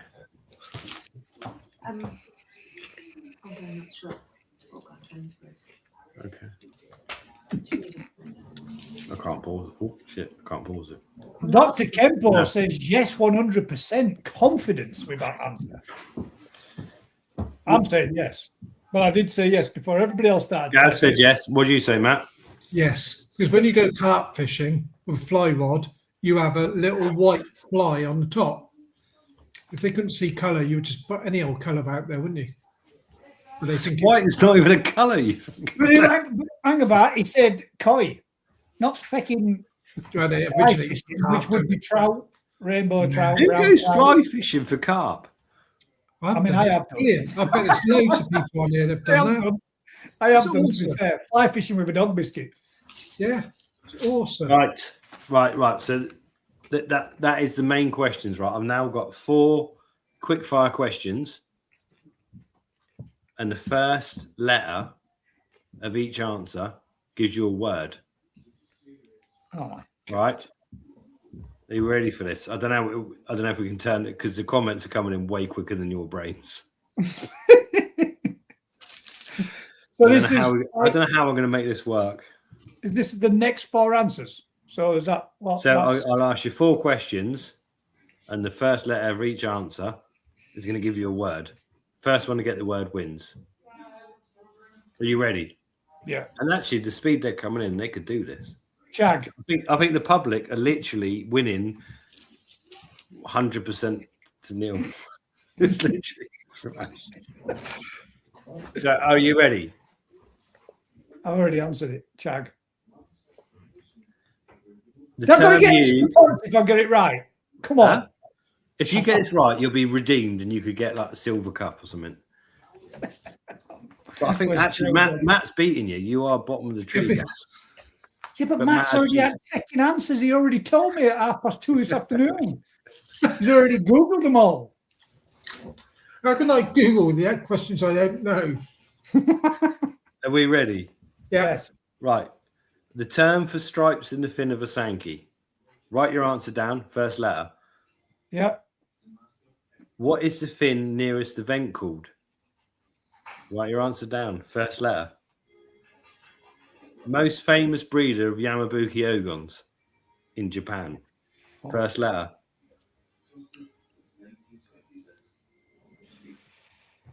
A skin attribute most prized in metallic koi. Write your answer. First letter. First what one was gives the me last answer. one? First one that gives me answer wins. What was the last one? Saki. Skin attribute most prized in a metallic koi. Skin attribute most prized in a metallic koi. Yes. A skin attribute. No one's not the public. Haven't got it. Come on, you can win this. You should have 4 answers that spell a word. Oh, you shit out. Shit out. What's the first one again? You've already lost. Why? Well, because the 4 answers give you a word, and someone's already beat you to it. Thomas. Carl Thomas smashed you out the park. I mean, I got 2. The first 2. I didn't know the second, the third one. I didn't know the breeder, but the word's tail. So I think that's where I went wrong because I had the Yamabuki Sakazumi. I said the most famous breed. Yeah, I know. I don't know why Saki's coming from. How did somebody get Saki? Oh, Luster bids. Nice one. So Gaz, what were the first 2 answers you got? The last question was cack. Why? A skin attribute that's most prized in metallic koi. Luster. I suppose, yeah. Yeah. How do you end the word tail? How? With a fucking hell. I'm going to have to put it out there, right? That was an absolute. Well, that's smashing. doesn't that only take us up to 19? That's where I got to, but I couldn't get a word out of that. I got TA out of it, and I didn't know the breeder, and I couldn't That's think it. what the last one was for the luster. Wow. I If there was a reckon- prize to give, your public would get it. Because they have. Hang about. Let's. If there was a prize to give,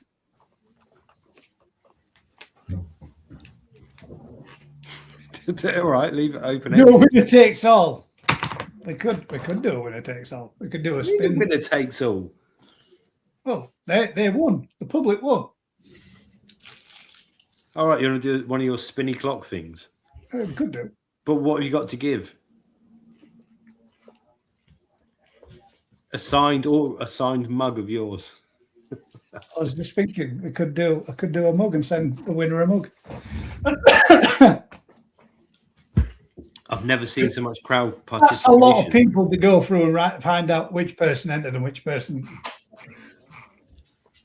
Well, this was a trial. This was a tester anyway, ladies and gents. Colin trial. wants to do a winner takes all, right? Should we give him a sack of Nutrimare? Who's going to take it?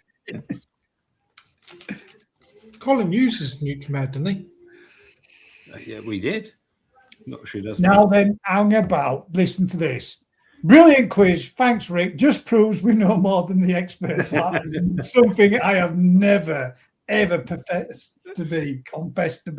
Tell you what, Never have I ever turned around and said I'm an expert. There are other people out there that claim they are. That fucking aren't either, like. But that's one thing I've never said I am. Mate, next between week, you and Matt, if I added your scores up, you still wouldn't have come close to the public. Did we manage to get 10 between us? What did I get? Total 5, 4, 4.5. tell No, you what, you got Gaz, 6, mate. Gaz next got week, 6. Gaz. I got Oh, 6. like- How did Matt get? 6 as well. You got 6. No, You did. recount. Fuck off. Hang about. I'll take that. If we got a draw, it gives us 12 and we still didn't beat the audience. Gaz, next week we ought to do one Rick versus the world. You need to be.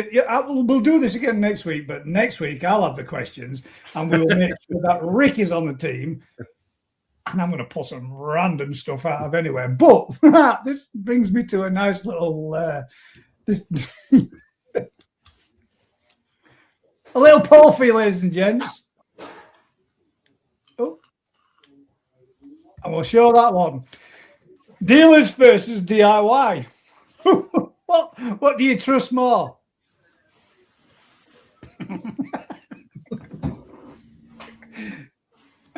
Dealers' advice, my own research, Facebook, YouTube groups, trial and error. Well, don't trust us anyway, that is for sure. Me and Matt. I was going to say the Facebook bit. Bloody hell. Don't know. Colin wants a one-finger shootout between Gaz and Matt. How do you have a one-finger shootout? Fastest finger first. Do we get? Yeah. If that's we've got. Have you not got a deciding question for us? Shit, what's these answers coming in too? Oh, They're coming into that dealers versus DIY. What do you trust more? Dealers' advice, my own research, Facebook and YouTube groups, or trial and error. Alan T says trial and error. I trust Rick. Before doing anything, research. Dr. Kempo says so. I'm guessing he goes with his own research on that one. That'd be a number 2, Doctor. He'll like a two, which includes 1. That's quite surprising, though, isn't it? No one trusts a dealer. Yeah, I know. That's what. Well, there's a lot in there that's not saying the dealer. I thought the dealer would have been one of the top answers to be. With the dealer, I think you should be Chat GPT or GBT even 3 followed by 2, and Damon goes in with the dealer. I can't believe there's so many people watching. Yeah, what was that one that I just asked Rick relentless questions from Joe. Cheers, Joe. To be fair, do you know something, Rick? There's been a lot of times where I've often thought, I'm going to ask Rick. But at the same time, you kind of think like, shit is busy enough as it is without trying to deal with my problems. No, I've got nothing better than dealing with. Is that when you come to me then and ask me the question? Yeah, and then you tell me a fucking wrong answer. So it set me up for the following week's quiz.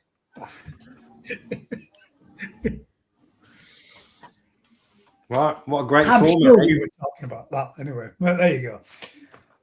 Just a little bit of tongue-in-cheek on the back of that little quiz. That's good, Rick. I did. That was quite good. I did enjoy coming last. It was brilliant. Fantastic. You didn't come last, you drew a Matt. Yeah, we joint last. I wanted to put you two in a team, but I knew you'd have cheated even more, and I couldn't work out how to do it. So I'm not so fucking sure about that, mate. Not really sure about that at all. There we go. We've got 22% go with the dealer advice. 61% of people out there go with their own research. And we've got nothing from the vast majority of people that would go with Facebook and YouTube groups, and 17% that go with trial and error. That's amazing. On that no one trusts a dealer or a Facebook group. Yeah, but that 3 is difficult because I reckon people would listen to some YouTube things like on here. Do you not think though, when you've seen some of the things in Facebook groups, and there could be quite a lengthy question that some people ask, and you think that actually took longer to type that into that Facebook group that you're in than to type it into Google and ask direct? Yeah.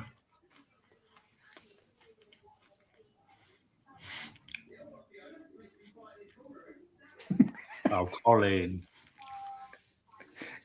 that's from football teams of the last 4 people. Yeah, you could, if it was going for a pub quiz. That's not, general knowledge in that type of sense is not my forte at all. But at least you'd have a laugh, eh, Cole? I'd be more the person at the bar getting a drink saying this quiz is shit. I'm getting pissed. and then you know an answer, you shout it out and tell everyone, didn't you? Yeah, would you? You'd be that guy. Oh, shit, I'd be that guy at great. bar. Oh, Matt, We ought to do it at the Royal on the Saturday night of the National in the garden, quiz night with Rick. Okay, I'll get on a mic. Get me a That'd be karaoke. a laugh, wouldn't it? I will take it on. We'll get banned from that hotel one way or another. We will one day eventually. there we go. Take that one off. Take that one down. But I would feel I'd probably be the one at the bar talking and shouting I'll out. do one at the National. I could do one. That'd be a Go for it. laugh, wouldn't it? Can you imagine that one? But if I'm doing it, everyone that gets the wrong answer has to do a shot.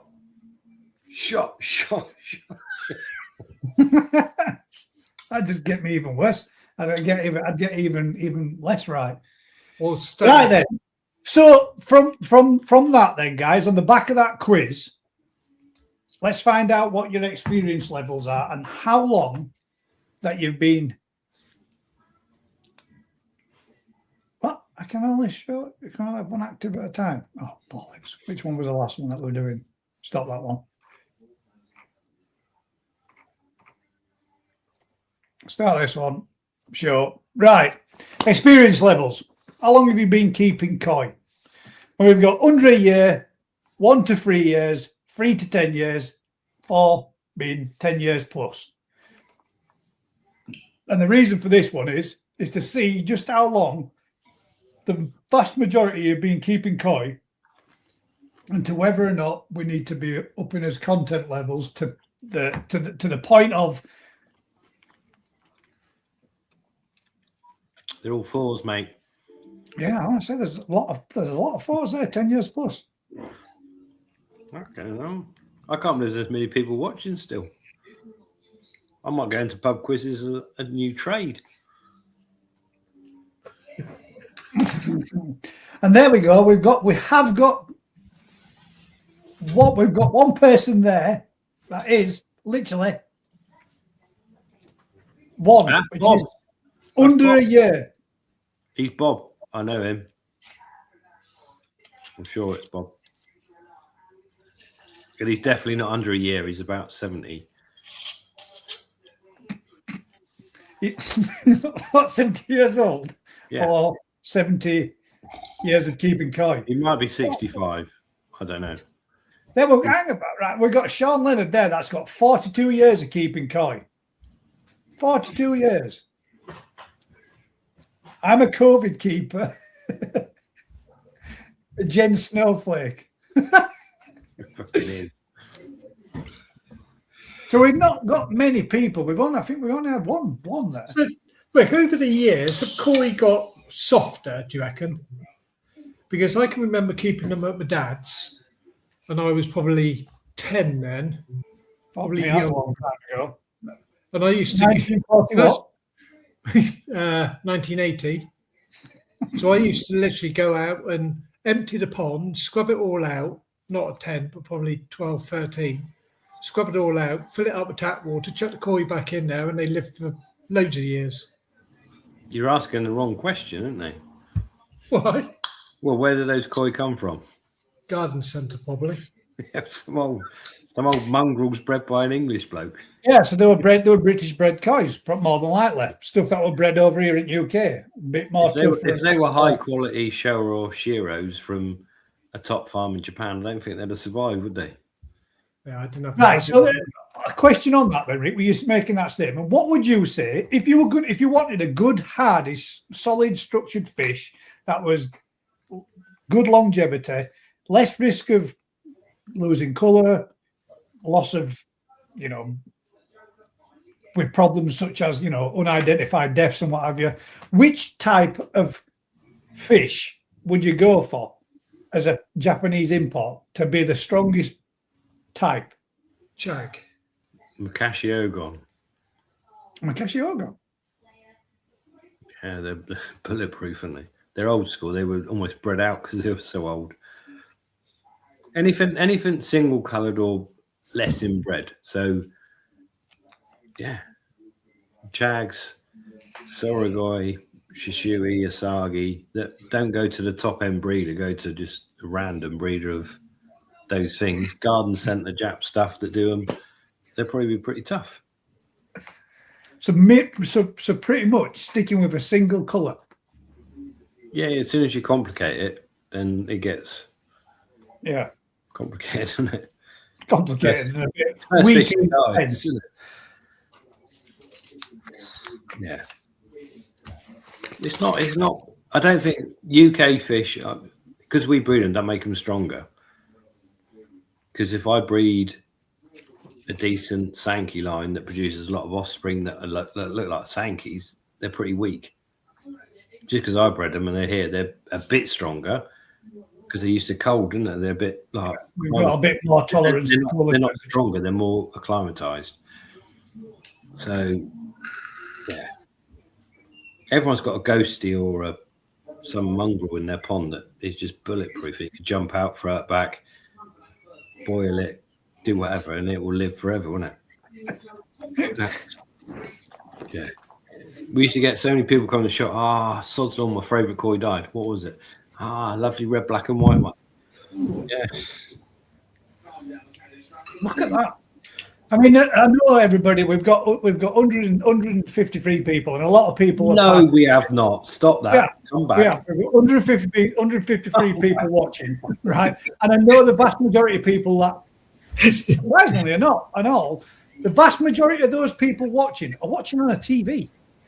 How do you know that? Because you see them all back. Have you got a screen with everyone? You could do a quick poll, Gaz. Do it on the poll. TV, laptop, How phone. else are they going to watch? On their phone? Or their watch? Yeah, well, Yeah. Honestly, the vast majority of people do watch on a TV. It shows me on my stats on my. I already know. Statistically, on YouTube's, what's it called? The numbers are dropping. 110, 105, 90, 80. On YouTube Studio, it tells you which the vast majority of people are watching on, and the majority. So when you watch on your TV, I guess you can't interact with the poll because you can't press 1, 2, 3, unless you can use your mobile. Unless you can use your remote control to type in. Yeah, smart. Two, TV can do anything. I don't know. That's what I'm saying. It might be that because we're not getting 159 answers, are we? No, because You have a lot of people that watch like at 7 o'clock, 8 o'clock in the morning. Because I know people that don't watch it. That's what I mean. There's people that will watch it now, and I get up in the morning, there'll be another 400 views on it. So you think, well, that's a lot of people that are watching it throughout the evening, throughout the night. Yeah. So what you're saying is we're on TV. I am like a housewife. Yeah, I'm sure. Do you have a collar? Let me show you. Let me show you what the. I'm sure it's on here. Bear with 1 second. Filling for us, guys. Can you imagine what we look like on TV? It's different when looking at a little laptop on the Bigger, phone. mate. We look bigger. You'll be able to see that little dimple you got, Rich. It's fine, mate. It's character. When you get to my age, they love it. Something to suck on. No, Matt. Wrong channel. Oh, that went well anyway. I like that. There we go. Here we Any are. more questions then? Let's bring it up and so you can show you. Look there. Look statistically, right? Device types. TV. 43.3% of the people that watch on a telly. Mobile phones, second place at 30.6%. Computer, 12.8%. Tablet, 12.5%. And you can go down to see more and get it all broken down as to which one, mobile phone, tablet, is exactly to the what's, even to the revenue and how much it generates from them doing it. There you go. So the vast majority of people actually watch on a telly. So you are on TV, Rick, right now. I knew it. I'm just sending you a picture. I want to put a soundtrack with it, but I don't know how to do that. Oh, hang on. let's hide that. Only 51 likes, Dr. Kempo. Yeah, only 51 likes. It's almost like they're going to get charged for actually seeing and liking. If you're if you're watching us on TV, they probably can't like us. If you're saying you can't interact, maybe they can't. Yeah, I don't think it's as easy. I'm pretty sure. I'm pretty sure it's not as I easy. reckon most people like me, not you two so much, but mainly me. Mate, I don't mind saying it. We have more viewers this evening than what we had last week. But at the end of the day, Crimson Thunder. It's a wet night tonight, isn't it? Is that the Crimson Thunder, Fry? That is an offspring already from Joe's like Jaffa Mel, but he's done all right. Look, there's one. He's coming on Friday and Saturday to try and grade as many of the Crimson Factor line as him and his mate can. Oh, So I reckon we've got 40 to 60,000 of them to go through. And if we get 400 all right ones, I'll be happy. There we go, Rob. Rob D's just told us everybody the future. That's what you need to do. Watch on TV, log in with my phone so to comment. Man. Oh, mate, that's too difficult. You see that? Jessica doing the same thing as well, yeah. So Crimson Thunder, Joe's going to be doing some of the old Crimson Thunder grading. You know what I just sent you, Gaz? That's the insults that we get. Oh, Joe, we get loads. Insults are the best banter, though, surely. Can we not bounce off them? Which one? Hang about.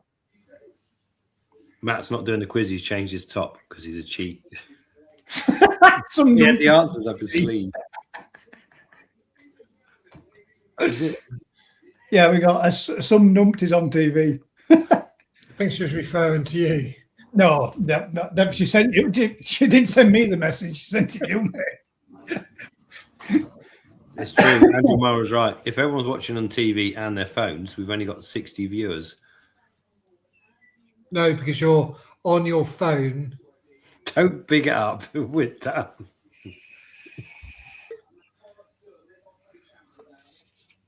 Right then, hang about. We did get another question that was just popped in there. Watch on TV, answer on the phone. If everyone's watching on TV and phones, there's only half as many of us as before. True. Yeah, that's where all the views come from. It's not actually. That's why it's double. We've not actually got that many people watching. Question, please. Filter gels, do they work? And what's in them? Thank you. From Sean Leonard.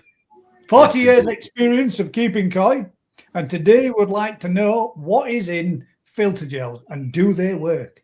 You're a sarcastic git tonight, aren't you?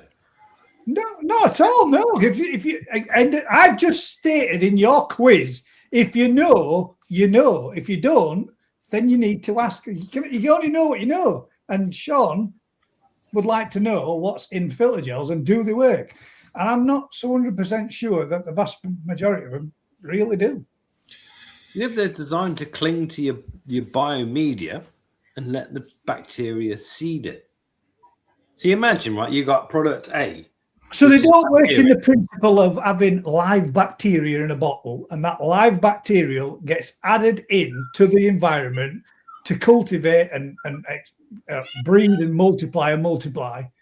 They don't come as live bacteria in there. They come as additive bacteria, but there's a gel. So basically, imagine perfect, right? Imagine you've got a cold and you sneeze on someone's hand and the snot and virus is stuck to them and they smear it across their face. They're much more likely to get the cold, aren't they? Because now they've transferred a clinging media with the virus to themselves. I'm just trying to picture that you Rick. Shoot. So if anybody gets touched, so if you've got a cold, guys, into your hands, rub it all over your media, is what Rick's saying. At the end of the day, what they're doing is they're putting the bacteria you want on your media with something that adheres to the media to make it. Because the trouble is with plastic media, bacteria can't stick to it very easy. So if you've got K1 buzzing around in a thing brand new and you pour loads of live bacteria on it, it goes round and round, goes out the other end, through your UV, into the pond, hits the sunlight. By the time it's gone anywhere, it's dead, isn't it? It's not worked. It's not done what it should do. But if you can pour it into that with snot, sticks to the media, it's done what it wants to do. It's created a biofilm of mucus and ganglions. I know what they're trying to achieve, and it does work. But you pay a premium for it. Or you could go around wiping 4-year-olds' noses. Well, the PSB is a synthetic, isn't it? PSB is designed to work in the water column. So it's not designed to work on your filter media. It's designed to work as you pour it in. It does its job, but then sort of dies because it's got nowhere to live. So it's a short-term fix for a long-term problem. All of these products would be lovely to put two exact systems together, wouldn't it? And they do, and that's just the whole point. This is why, and they do all this in their little sheds and their little trial things. But in the real life, in the real world, when you go out to Joe Blogg's public, it doesn't translate because everyone's pond's different, everyone's flow rate's different, everyone's media is different, where they pour it's different, what they do is different. Yeah. So the gel point of it is to make it stick to the biomedia, give it something to stick to and adhere to, and also live on and live off together. So yeah, the idea is brilliant. PSB is totally different. You're literally pouring the bacteria straight into the water column to take out the ammonia.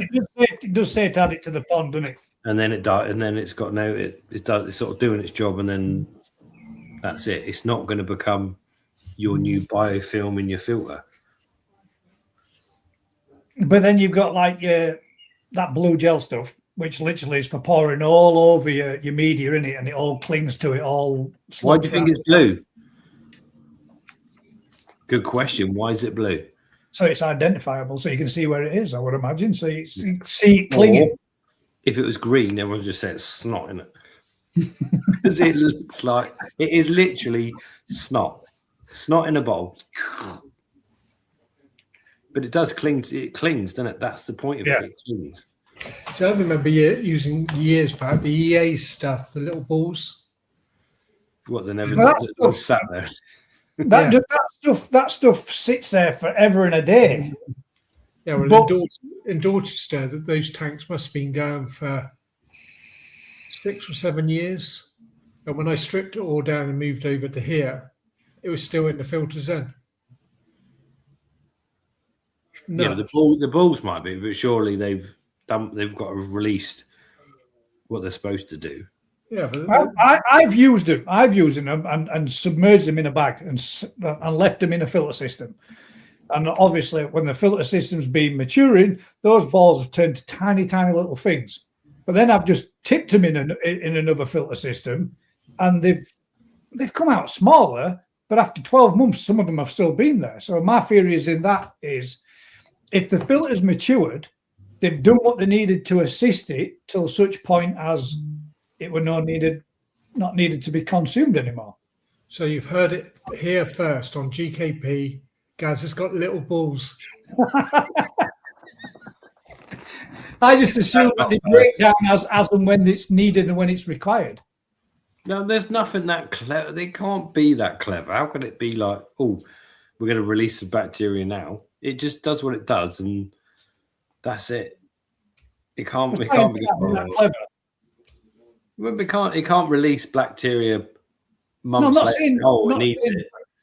I'm not saying for like releasing bacteria. I'm saying like when you've got levels of ammonia that needs certain elements that are in those little balls that break down when the filter's maturing to the point of when it's matured, then it's not going to need it anymore. So why did it seem to just get smaller but not completely disappear? Because they're plastic, I expect. They shrink and then they're like jelly. What? I don't know what they are. Try eating one, see if you pull it out or not, like sweet corn. What about pond bombs then? That's the same thing, isn't it? Just bigger ones, isn't it?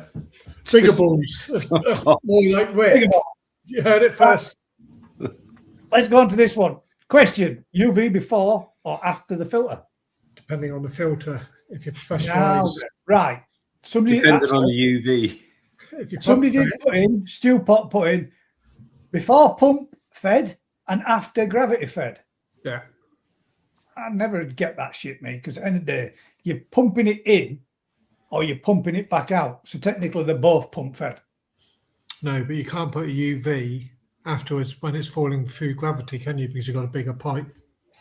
So you have no option. You can't. How can you put a UV? Are you saying you can't go with a gravity fed system back, UV gravity fed out? Gravity back out. You can't put a UV afterwards, can you? Yeah, because I've got one on my garden doing it right now. How can you? How can you go from a 4-inch pipe down to a 2-inch pipe and not have a backup? I've not got a 4-inch pipe. I've got a pump that's pumping out at 4,000 litres an hour, goes through a trickle tower, comes out of that trickle tower through a UV, into a box and overflows back into a pond. Gravity fed. God, I love dissect this one. I'm gonna have a wee because this Matt can't. He's doing it now. That's how OCD that is like, no, the you little can't do box filter system that I've got that comes through, and it comes through the UV, gravity fed back through, out of my barrel, out of my trickle tower, into through a UV, out through the UV through a little sponge polishing filters, and then back into pond. But that can't be your main Not flow. the main. It's not the main, but it's just a system that I run. But it's definitely doing it. Gravity. If you think a 4-inch pipe can take about 20,000 litres of water going through it, where a 2-inch pipe can only take Colin's got one too. 8,000 litres. Yeah, you could do if it's. I'm doing it. My literally, it is only doing it at 4,500 litres. Yeah. It's running slow. Trickle filter, then no problem at all. That's the only. That's personally, mate. I think that's the only reason why I believe it actually is doing it is because it's pumped out 4,500 litres, goes up to top of drum, barrel, whatever you want to class it as, cascades through jack matting, coarse, medium, fine, filter floss, trickle feeds up, trickle towers in all the way down through my media, from that into a pipe, out into a UV, through the UV into a sponge chamber, and then overflows and trickles back into pond. But if it was on your mainline filter, you wouldn't be able to do it because you wouldn't be. Yeah, on my main one, it's pumped out through UV. Yeah, sorry, through the pump, through the UV into the main barrel 1, barrel 2, barrel 3 returns. It's surprising though. But I wonder why nobody's actually made a 4-inch UV that you could put out after your filter. I don't understand why. That's one of the things with UVs I don't particularly get. I don't understand why they restrict the diameter down so much. A lot of them have like 1.5 inch diameter, aren't they? And you've got it going through. Even when you're pumping it through it's still restricting it, isn't it? Well, I'd like to see if don't get why they don't make them like you say 3.5, 4 inch. Good or somebody makes a UV that you can actually decide which is the inlet and what is the outlet in what configuration, because it's like the EA 110s bottom left going out the top right, which is always a bit of a pain in the ass when you do it on the side of a pond wall. But if you had it coming in the bottom and coming out the bottom, it makes a nice steady flow through. Matt, just think about what you just said. What? Yeah, look, Vince's is as well. My UV is gravity fed as it's in my drum. No, that's different. That's different.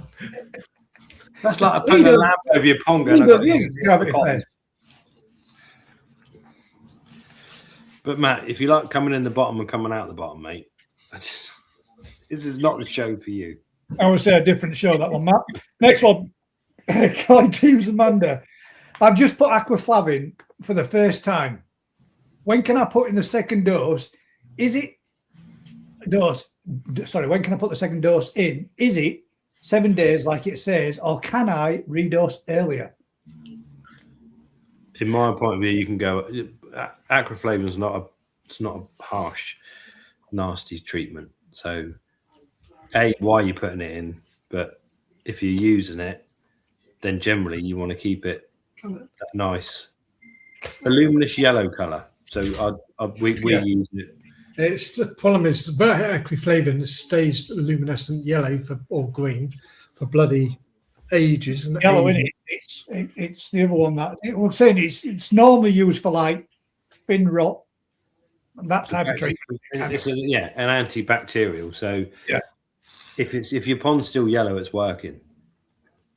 Basically, you can just keep adding it. It's not a nasty one, so you can dose accordingly. So if it starts to lessen in colour, it's being pulled out through your filter system, redose. Yeah, your UV, natural light, whatever. So I'd go in. I'd want to keep it quite a strong yellow colour for the period you're treating it for. So if you have to treat it once every 4 days, It says 7 days on the actual product. Yeah. So if you went back in again on day 4, day 5, you should be maintaining that yellow consistency. If you're using it and it works well with salt, and it's one of those antibacterial products that, But it will hamper your filter. Yeah, and if you're going super strong, shit, we used to buy the powder, mate. It would turn your pond, luminous. There we go. Hope that helps, Amanda. Not saying it does. All right then. Oh, look at these. I've never looked at the comments before. They're flying in, aren't they? Yeah, there's time. There's a lot of information on there. There's quite a lot of interaction. And I just thought I'd bang a few of these kind of stuff in as well, because one, it gives us a topic to talk about while people put their whichever they think category wise as well. And it's some of that biggest challenge. What is your biggest challenge in koi keeping? Now, obviously, I've put in like water quality, health issues, algae control, cost. But I mean, that's just herons. I could have carried on with a list forever and a day. Thanks, mate. That's a crisp. Look at them. What are they, then, Rick? They're I think they're tampons covered in malachite. You've had a few of them in your mouth, mate. Beautiful. I honestly, they're amazing. But so let's see what most people's biggest issue out of those 4 that I'll give you there, guys. Water quality, health issues, and we'll put down health issues. We'll cover parasites, in my opinion. Algae control, which is always going to be one of the problems that we have every year for a lot of people, blanket algae and such, and all the rest of it. And then obviously the general cost of it. Is it becoming to a point now where some people might be thinking it's becoming too damned expensive to keep koi? 1, 2, 3, or 4, guys. Let me know what you think. different dealer. I can't see what your things are, Gaz. Why can't it be bigger? Water quality, health issues, algae control. Cost. Well, see, cost goes into it there straight away. Cost goes into it. Everything that you're talking about, when you're talking about filtration, electrics, fucking treatments, you name it, a cost covers the whole aspect of the whole lot. 5 too many fish. Isn't that all hobbies, though? Because I reckon train spotting is pretty cheap, mate. Or spotting planes, you just sit outside an airport and watch them fly by. And go, have you ever caught a train and a train spot? An anorak's pretty cheap, isn't it? You don't have to catch a train, do you, to stand on sideline to. Well, you do to go and see it, because trains work on circuits, so they stay. You can stand on above a bridge and watch them pass you, can't you?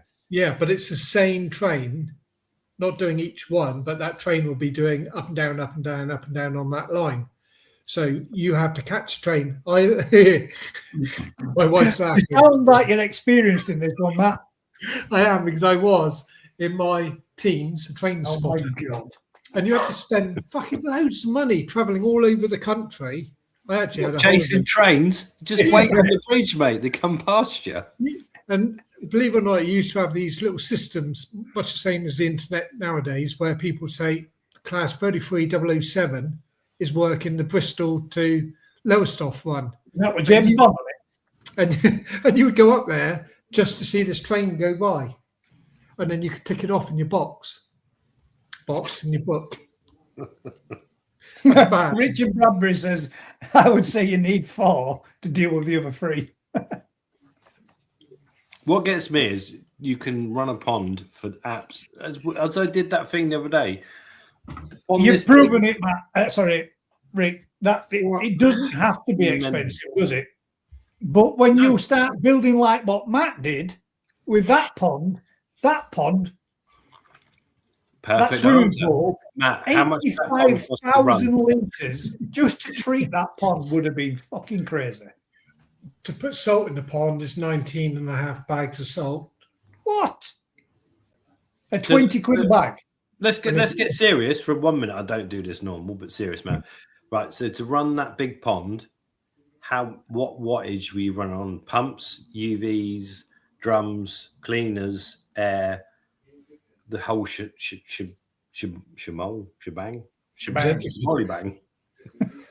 So, quarter of a kilowatt roughly on each of the pumps, and there's 3 pumps. So that's 3/4 of a kilowatt just on the pumps. 750 watts just on pumps for moving the water, and then the air pumps. They're just as much as a pond pump. So you probably got 1.25 kilowatts with pumps and air. The drum medication was a killer. You imagine 4 packets. That's what made me put this kind of thing in, mate. So, you imagine 4 packets of Fluke X going in like that. Only then to find then a week later. It wasn't. Yeah, and still got flukes in there, and you got to do it again. It's just. How much UV were you running on it? Sam's not listening. 40, 80, 110 plus the 90 super U, 200, just over 300 watts. So you're up to 1.5 kilowatts of power already. But the good news is it'll be heated in a minute.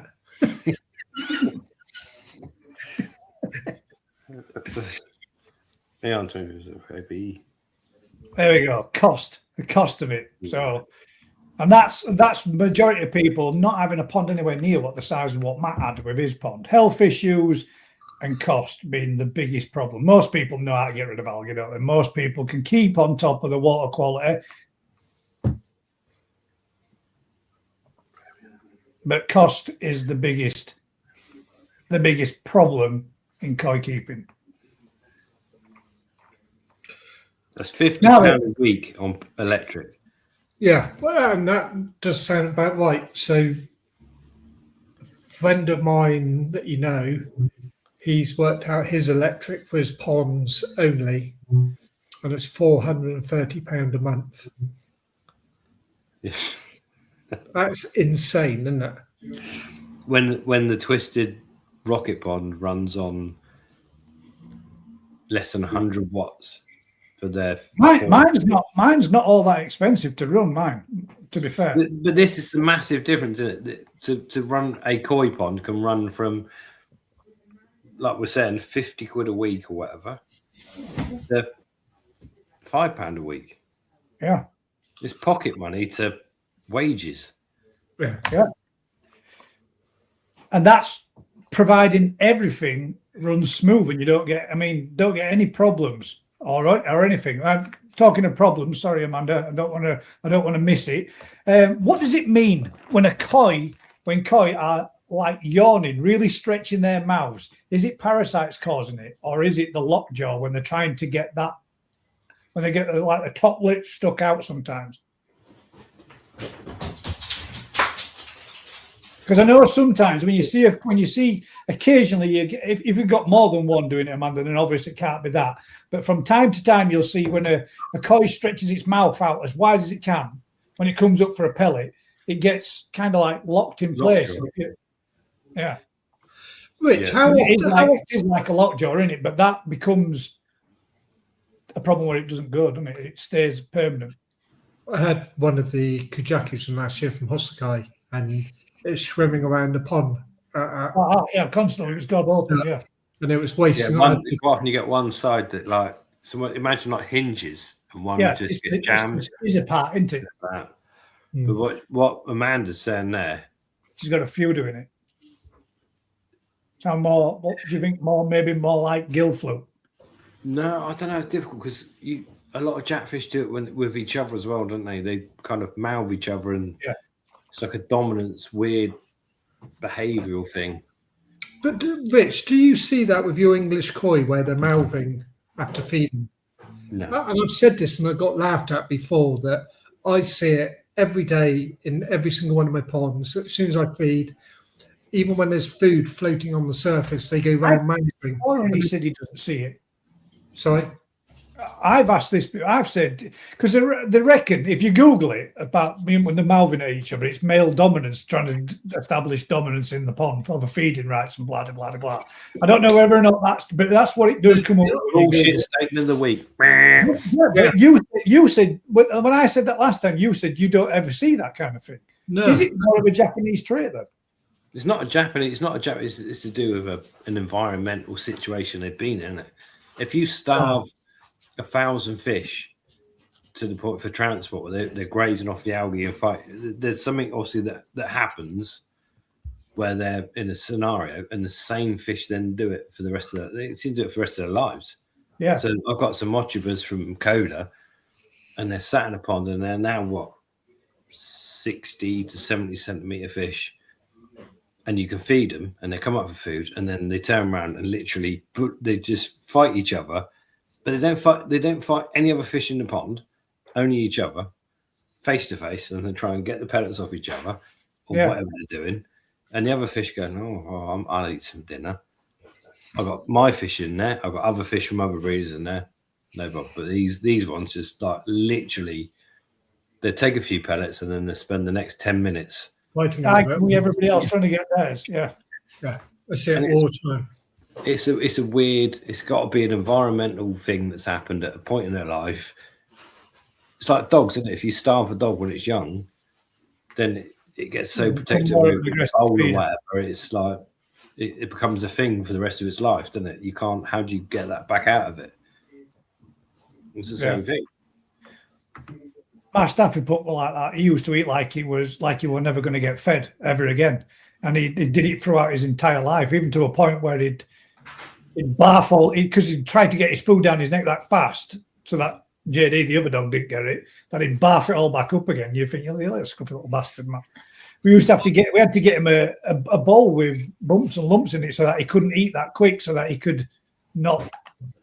You get twisted stomachs, but we don't if they eat too fast. You can twist the stomachs.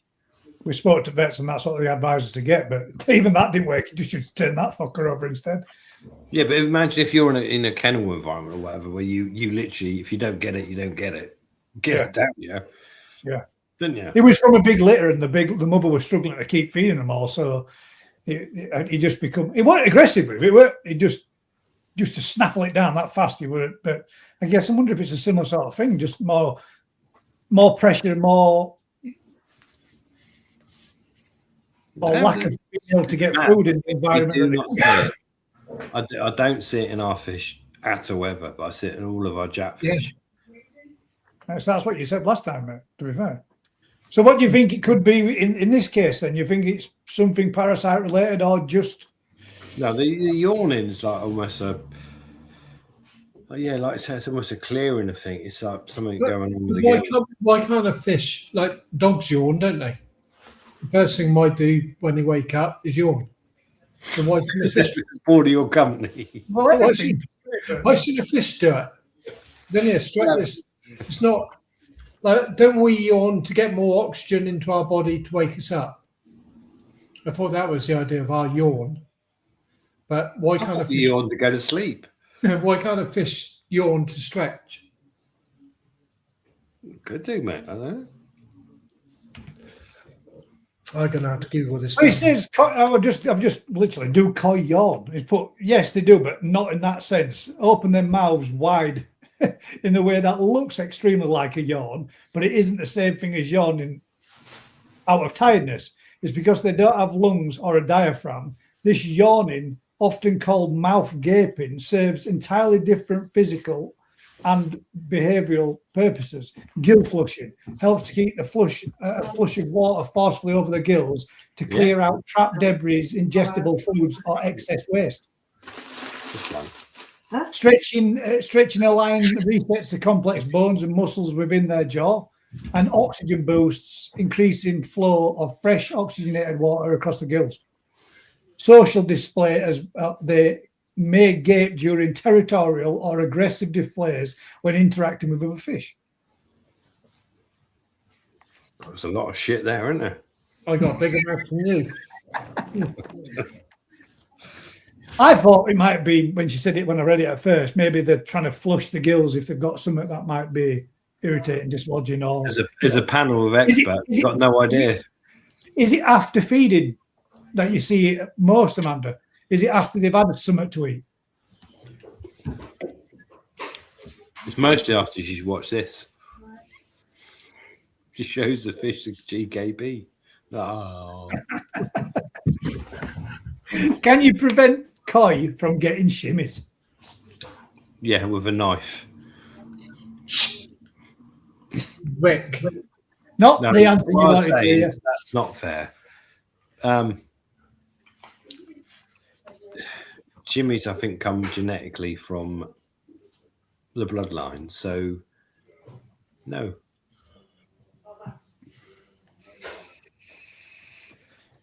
No. Simple answer. Also, that's not a true answer because you can manipulate the water quality to reduce that the chances of those shimmies from coming out. Which would be softer waters rather than harder waters. Yeah, but it's like having a kid that can't go out in the sun because he gets freckles. He's predisposed to getting freckles. What do you do? Not let him out in the sun? Yeah. So inevitably, at some point, it's going to come out. Make sure your children don't get freckles.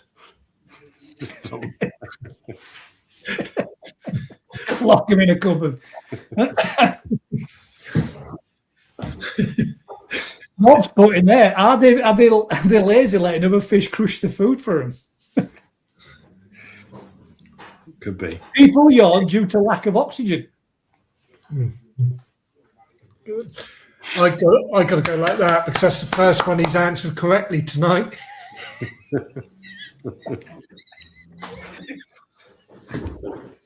Darren's mate, you can't be mean to Darren. Adrian said, I always get flashing after feeding. It annoys the piss out of me. Always get what? Flashing After feeding. His fish flash after they're fed. Says it annoys the piss out of him. I always get flashing when I look out the window on a Friday night.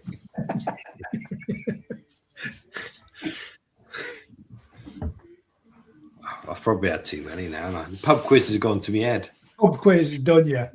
I bet you've been psyching up for it all day, haven't you, Rick?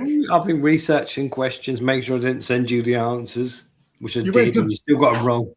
You wait until next week. It's your turn. I love a Stick quiz. that one in for you then, ladies and gents. At the peak season, i.e. coming into summer, how often are you feeding? Once a day, twice a day, 3 to 4 times a day, automatic feeder 4 to 6 times or more. 4. And then we can discuss which is the right thing to be doing. Ooh, yeah. Little and often. As a panel of experts. As,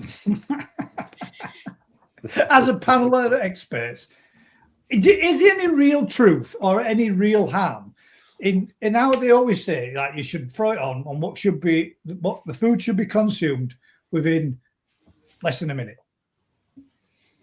Is there any real detriment to your fish allowing that food to be on there for 10, 15 minutes?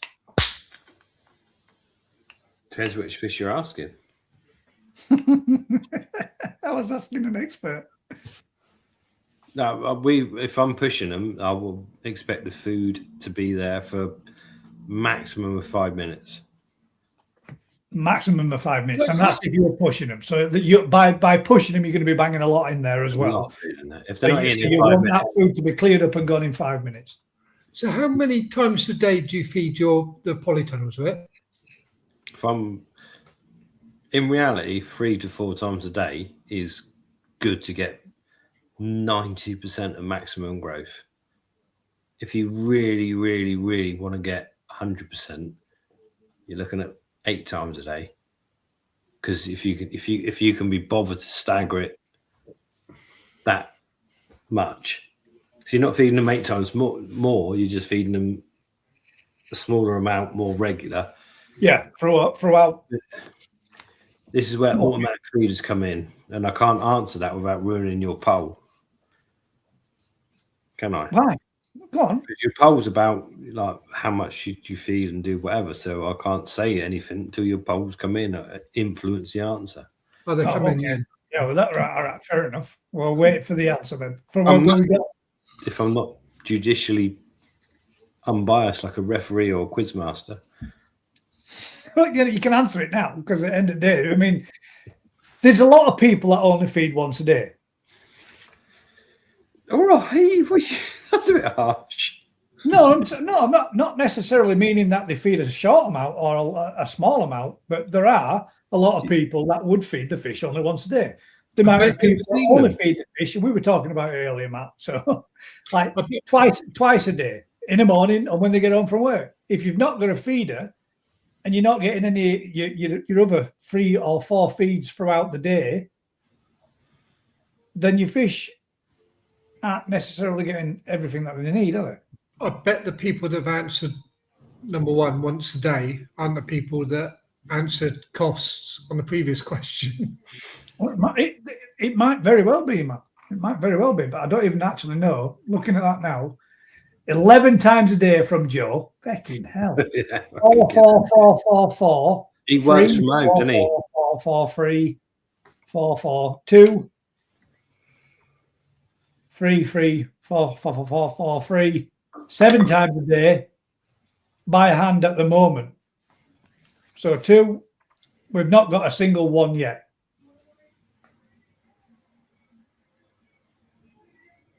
Do you know what blows my mind already? What's a day? What's the date? What's a day? What's a day? What's the day? Thursday. Well, yeah, this is what's made me think about this when you're going to, because now, should you feed your fish through night? Well, I'm getting out. It's a 24-hour period. Yeah, 24-hour period starting from midnight at 1 and the following day, midnight again. Midnight at 1. Midnight at 1 on one day to the next day at midnight. A full 24-hour period. Do you ever have feeders going on? So, because you've got those clockwork ones, do you ever have any of them still feeding through a night time? Yeah. But don't you? Why wouldn't you? If your filters are working, I'm not saying you wouldn't or you shouldn't. I'm not saying that. But I know you've always said that if you've got a fish full of a gut full of food, and on the night time the algae starts to reduce the oxygen levels in your pond, that's not necessarily a good thing for the koi to have a gut full of food in that environment. 100%. But if you've got a scenario where you're running a clear pond with filters and you're running fish as quick as you can, as in natural environment where they would be feeding continually, why wouldn't you run a feeder 24 hours a day? Oh yeah, I'm not meaning you shouldn't, mate. I'm just We do. You do. I figured you probably would, mate. And I know that a lot of people probably have the first feed at like maybe 3, 4 o'clock in the morning, and then again. Who gets up at 3 in the morning? I mean, if they've got feeders that can do 8 feeds a day, start off maybe 4 o'clock, 4, 6, 10, so on and so on and so on throughout the day. If you've got, however many feeds, you've got somebody that said there, 12, Joe must have his running there, 11 feeds a day. What time does that start, Joe? What time do you actually start feeding to get 11 feeds a day? 11 in the morning. Or do you run into the night time? It's different. It's different horses. Young fish eat continually. If the environment's right, why would you stagger a food? The filters run continually, don't they? The bacteria don't go, oh, it's nighttime, I'm not going to convert as much ammonia now.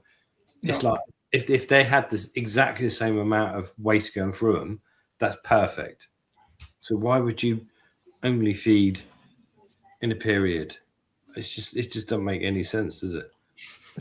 6 a.m. till 11 p.m. That's my. There was no way Joe's up at 6 o'clock in the morning. He's got an automatic. He's got to be doing that via a feeder, hasn't he? I was to say Joe's only known 6 o'clock, 7 o'clock, and 8 o'clock in the evening, never in the morning. That's harsh. He's coming next week. And Craig's going in with 6, 9, 12, 3, 6, 9. Staggered, isn't it? every 2 hours, every 3 hours, every 4 hours. So we now all know. Joe says there, auto feeder wakes me up at 8:59 a.m. We now know that Joe's not up with Ben, and their lass is doing a morning work routine, and he lies in till 9 o'clock every morning. Because he's got to do a hard job. He's photographing and doing printing and magazines and a job. There we go. Up North Coipon says, our site. What do you think to around the clock feeding? Same amount of food as usual, but spreading it over a 24-hour period. Thumbs up, Simon. First on the boat. Surely the fish are like us. If you go out and have a heavy meal, well, just for me, it processes quicker, and you probably don't get all the nutrients from it. Matt, the fish is just like you. You're right. So eating one big heavy meal every day for your fish, really not good. It's true. It is true. What you need to do is little and often. Little and often. There A we constant conveyor belt of in and out.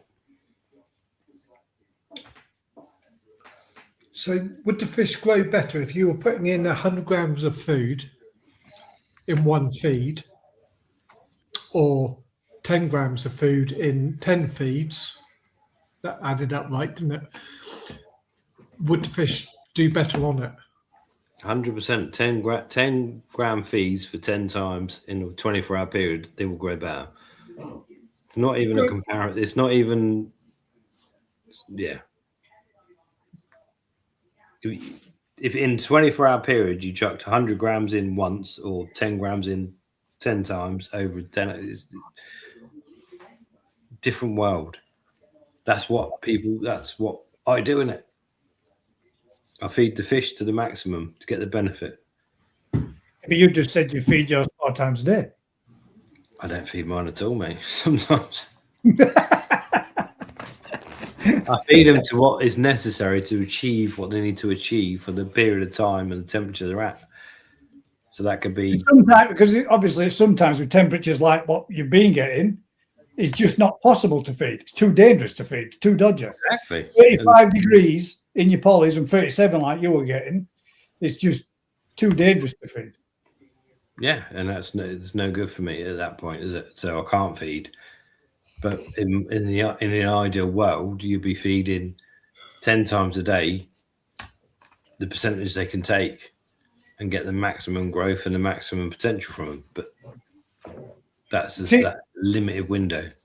Craig put in there, I was always under the impression not to feed at night time, but we'll give it a go now. But when we've all been night fishing and we all know that carp all feed fruit night because most people bivvy up for them to catch them fruit night. Yeah, but Yeah, different world. When we say the witching hour is last light, first light. Yeah, true, yeah. Is it because they're coming? You've got to be careful. The oxygen levels in a pond are different. So, and the oxygen demand from the fish is different. So if you feed all during the day, that fish needs more oxygen through the night, and the oxygen levels are worse through the night in a normal pond, unless you've got a pond that is oxygenated and filtered properly and whatever. So you can feed through that period. So I'm not saying feed 24 hours a day. I'm just saying, yes, you can get better growth feeding 24 hours a day. But if your water quality and your system starts running out of oxygen by the end of the night because the algae in it, all plant-based stuff in it, the fish's oxygen requirements take the oxygen out of it, by dawn, they're at death's door, then they don't want to be eating food. They don't want to have any food in them. Just saying, it's not simple. We spoke about this a little bit of a week when a lot of people you'll hear say, like when they're doing treatments and such, always make sure you give them plenty of oxygen. Should you not really be giving them as much oxygen as you can anyway, regardless? No, because you're going to get so much oxygen into the water So a body of water can only hold so much oxygen, and you can But if super you- saturate it. Yeah, I know that. But if you've got a pump, would you restrict your pump so it's if you've got 4 air stones in your pond, would you just only have 2 of them running, right? When you could have 4 of them running, Not really, because you're paying the same anyway. If you're restricting it, you might as well put in as much as the device can possibly give. Yeah, but at the end of the day, if you've got an air pump that can pump 10 air stones and you've got 4 of them in the pond and the rest shut off, you just restrict. You're just paying for electric that's not being used. And you're also not. I don't know. The only reason you wouldn't because you're agitating the pond so much you can't see jack shit, or I don't know. It's just it's being sensible, isn't it? You can feed fish 24 hours a day if the water parameters, the water condition, the water chemistry says that's good. Yeah. If you've got a massive algal bloom, they might feed like crazy during the day, but through the night they're literally going to die.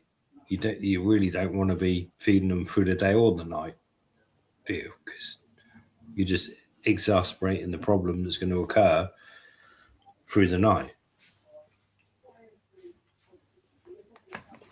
Interesting. I don't know, mate. It's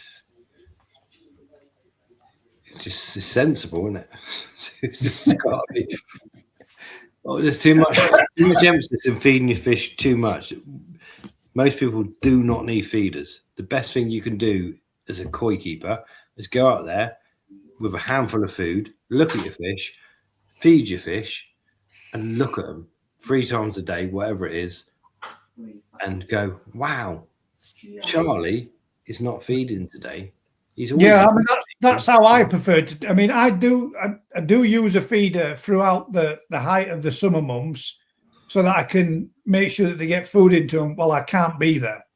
But the times while I am there, like first thing in the morning, I'll take out a handful and I'll put that on the pond and I'll watch the fish come up to eat that, and it won't be a lot. Don't get me wrong. And then I'll put on another little handful and another little handful and watch which fish feed to see if all of them are getting something, or if there's any that are thinking, because you always have that one that's a little bit late to party when they realise and they come steaming across pond and then thinks, well, buff, and it's on food then.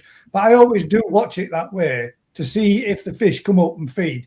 Because let's face it, you can put a couple of handfuls of food on your pond and you can watch them clear that off in a couple of minutes. You don't have to be there for ages and ages and ages watching them.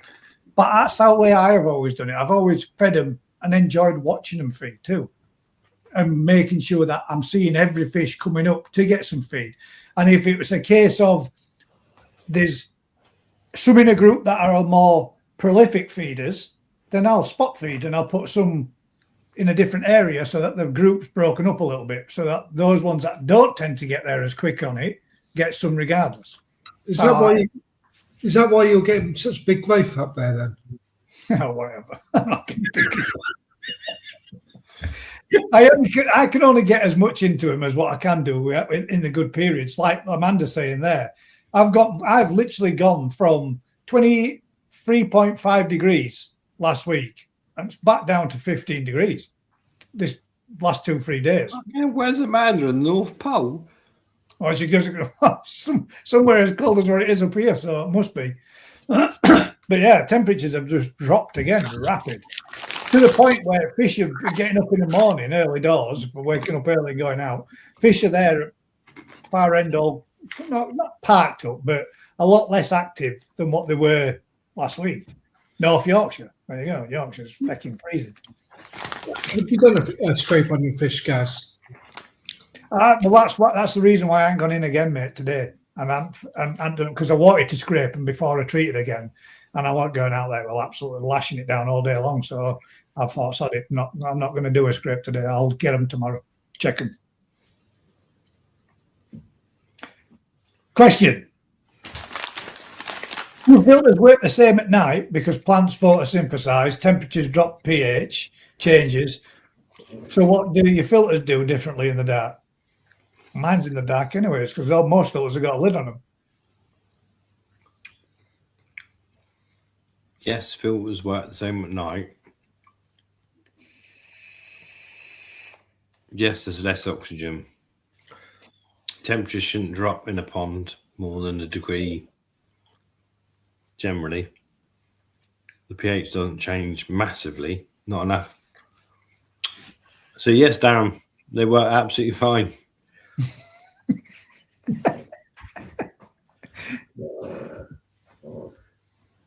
So they work just the same as the night time as what they would do fruit day.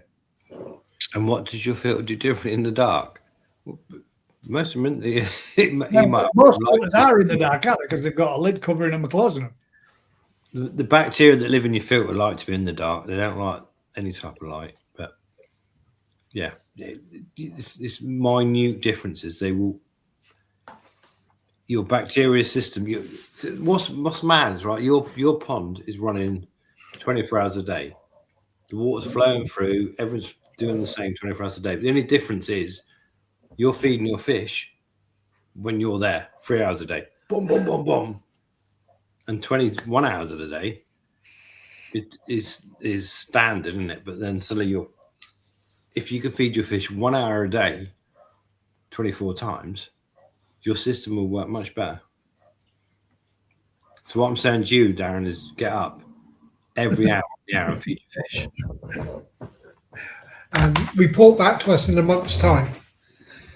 That's what automatic feeders do, isn't it? That they feed the fish continually, small and often, and the fish do much better.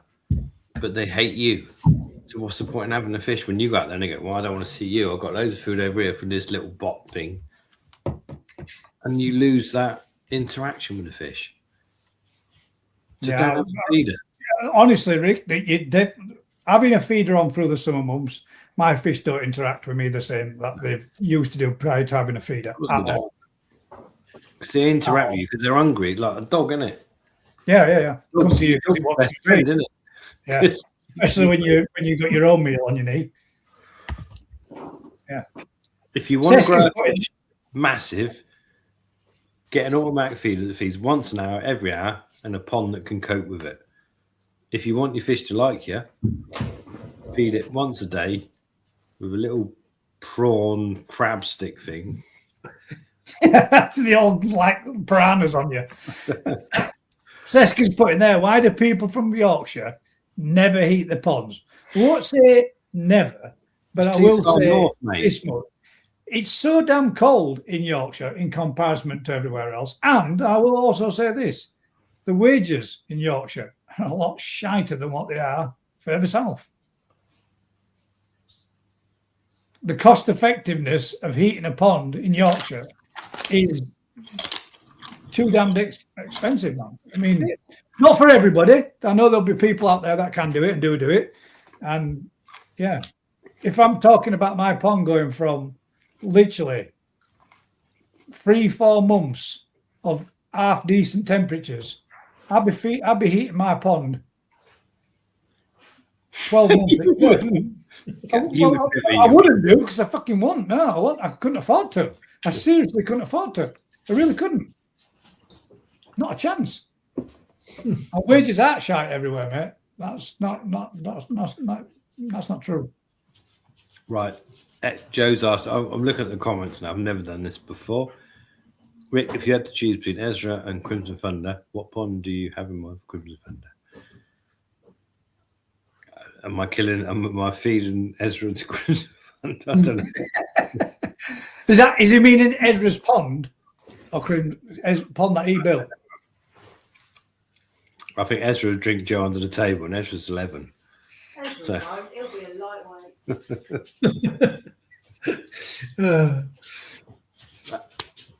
Don't know, Joe. Don't understand the question, but there if you I had go. to choose, I'd choose Ezra. He's sat beside me. Not really. Crimson Thunder are good, but they're not quite Ezra good, mate. Crimson Thunder's a male. He's a bit of a hard work. Crimson Factor, by the other tune, are doing all right. We've got 2 more polls to go, ladies and gents. We'll show this one quickly. Just filtration choice. What type of filtration do you primarily use? Drum filter, Nexus moving bed, multi-bay system or other. And it was a joke. Not a lot of choice there. Well, they're limited to how many really that you can put in. But if nobody's not got that choice, they click the other. Sorry. Sorry, we're looking for flip flops. I don't know what I just wondered. I wanted to see how many people, whether or not the drum filter was really that popular. Matt, you're looking under yours for Zoe's flip flop. I know she's round there the other day. Bless her. Apparently, she's lost the flip flop.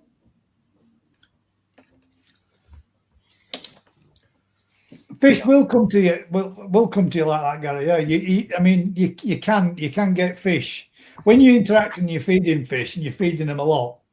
You can get them to literally eat straight from your hand within a matter of weeks. It all depends how much time and effort you want to actually be at the side of your pond. But I sat out there last weekend with my grandkids, and my youngest grandson was adamant he wanted to feed the fish. So we sat at the edge of the pond. And he was sprinkling, just putting in 2 or 3 pellets, and the chag and everything else were coming in nice and close. So eventually he saw me put my finger out, put my hand out, and the chag came up and come straight up to my hand. And he wanted to do it then. And normally they don't interact that way with anybody else other than me. But I know I managed to be able to get the chag to come up and take food from his hand and from his fingers. So sucking away on his hand, it shocked him at first a little bit, but you can do it. And you can't. It's perseverance, isn't it? The more you want to bring. Guys, you know that's a lie. What is? If you want fish to feed from your hand, get hundreds of them. Well, yeah, that definitely will. Yeah, bigger numbers, more numbers you've got, the more that they will. Because you walk around that place exclusively, and those tanks were chasing you around the wall, weren't they? Yeah. No training necessary. It just is that the fact that there's more numbers, so they're more hungry, they're more because they're not getting as much with being more 100%. Numbers. It's not rocket science. Desperation beats a man. Right, let's see. I want to see if 9 people with the drum filter, 7 with the Nexus moving bed, 1 person with a multi-bay, and we've got 10 people with others. And I'm going to say, are those people that answered others, are those homemade systems? Just out of curiosity. Yes or no? It's funny because you go back probably 15, 20 years and it would have been multi-bay. Yeah, it would have been, wouldn't it? I just wanted to know if the drum filter were going to be a dead out winner, and no a lot more people switch to the drum. And a pain in the ass. They're not though. Rick, you keep saying this, but they're not. They are. They are in your circumstance because you've got to be on them. You've got to look after them, and you're pushing them to the extreme. But touch wood, mine have been as good as anything. Have you not had a problem with yours? Yeah, but then when you think there's 14... I've heard him on this show many a time. But when you think about it, there's now 14 drums working down there. So if you... Like an African village. So you're always going to have something. It's a bit like the pumps. You know, my favourite pumps keep failing every week, but then there's a lot of them. What do you mean? Do they EA keep sending new ones? I didn't say no names. No, they don't. No, they don't anymore, Matt. You're going to get that's you getting last one then, ladies and gents. Right, this is just a little bit of just to see what people thinks. Koi versus garden balance. Are we talking the koi 100%, the pond design, the whole garden look, or whatever it keeps the other half happy? What goes into your koi versus garden balance? Did you make this one up yourself? Yeah. I had them all these up myself. Come on, Rick. Did you? You got them all, robbed them all off the internet. I haven't robbed off anything off the internet. Have you not noticed how some of these all sort of like were around your topics and conversations? Funny enough, same as last week. How do I manage to do that when I don't know what's what? I wasn't even here last week. Oh, well, you should watch that live from last week, mate. That'll give us 910 views. So we've got koi 100%. So everybody in their garden, when we've got quite a few ones there. There's It's all about the freeze. koi. Freeze coming in. Loads of freeze. Vince is coming in with a 1. We've got Andy Lambert with a 1. We've got Marco with a 1. Got three. Ian Mendes with a 1. Craig. So all those that are banging in just the 1, their pond's all about the koi, 100%. Everything about the koi. They're not so bothered about the design, the pond design, or the whole garden look.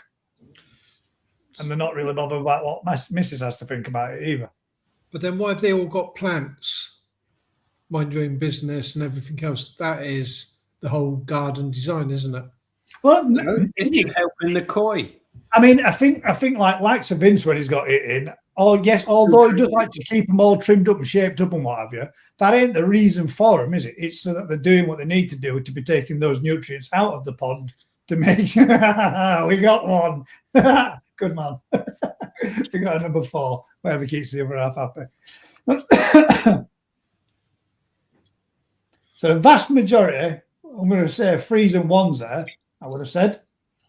So we've got the whole garden look with the freeze. For most people, want it to be aesthetically pleasing and nice for your fish, a nice design, and to look throughout the whole garden experience. We've got 1, whatever keeps the other half happy, and the rest of them are 1s, which is purely about the fish and the fish alone. Talking about fish gas, that leads into koi appreciation. Koi appreciation. See, the reason why I say it, the koi 100%. I mean, Vince does a lot of YouTubing, a lot of videos out, but moves a lot of fish on. And always has. Always from the very beginning. I think the only one that I know that Vince has definitely got in there from when I first started watching his channel would be Big Bear. The vast majority of the other fish have been stuff that I've rolled in and rolled out and turned over quite a good amount of stock. So let's see. 35% koi, 12% pond design, 46% have gone with the whole look garden. Personally, for me, that would be the whole shebang, the whole thing for me as well. And we've got 8% that says two people that said keep the other half happy. 12 people have gone with the whole garden look. 9 people that have turned around and said that it's literally about the koi and the koi only, and 3 the pond design. Everything requires PowerPoint presentation. As why is it required? And Defo 4.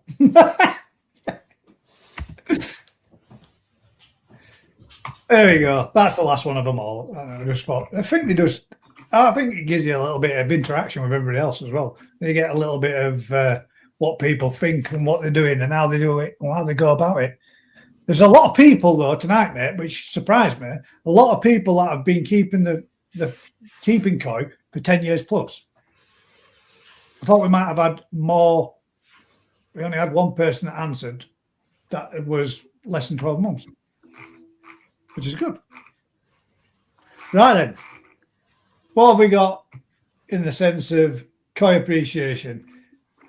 Now, don't anybody else send any more in because we are pushing on a little bit and I don't want to be going through too many. And if there are any that we don't get to see, we will touch on them and have a look at them later on. Gaz, sorry to interrupt. Didn't you have something that you were going to do from last week when Rick was back? Was it Paul's? Oh, Paul's, yeah. Paul, but actually said he was going to repost them as of yet. He hadn't done. So, I can. Hang about. We can still find out the answer for him at least. We need to do GKP for about 6 hours to get it all in. No, we don't.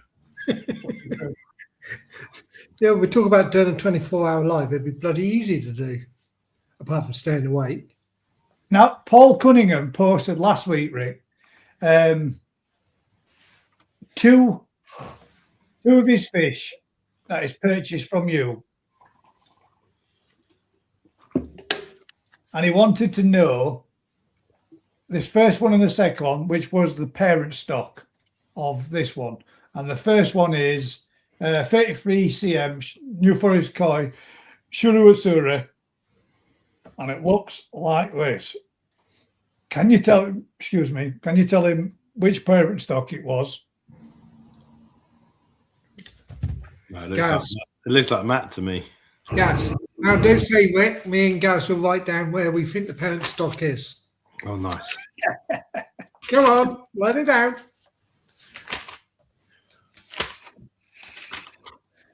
So that's the first one of the two, Rick. Okay. And then we've got the second one of the two, which is 43 cm. And looks like that one. Do you have any idea which the parent stock are them? Yeah. Yes. Well, he's watching. Could you let him know? First one. They're siblings. They're from the same spawning. They are literally from our big Omasako female. Yes. Well, we've only got this. Only one. That's the main one we use, but it's also from a homebred male that created them. Then there's siblings or brothers or. To both those are siblings. Yeah, they're both from the same lot. There we go. Paul, hope you're watching still, mate. And if you aren't, I shall drop you a message tomorrow. And they're both from Omasako and they're both siblings. Same spawn. You know, he's seen the female. Sat around having a barbecue going, that's nice.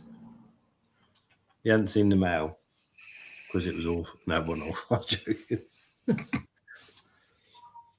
Well, that gets us through that little one. Yeah, that was a question that you wanted to know about those two. That there could be all right. I reckon that fish there could do all right. That one. A bargain.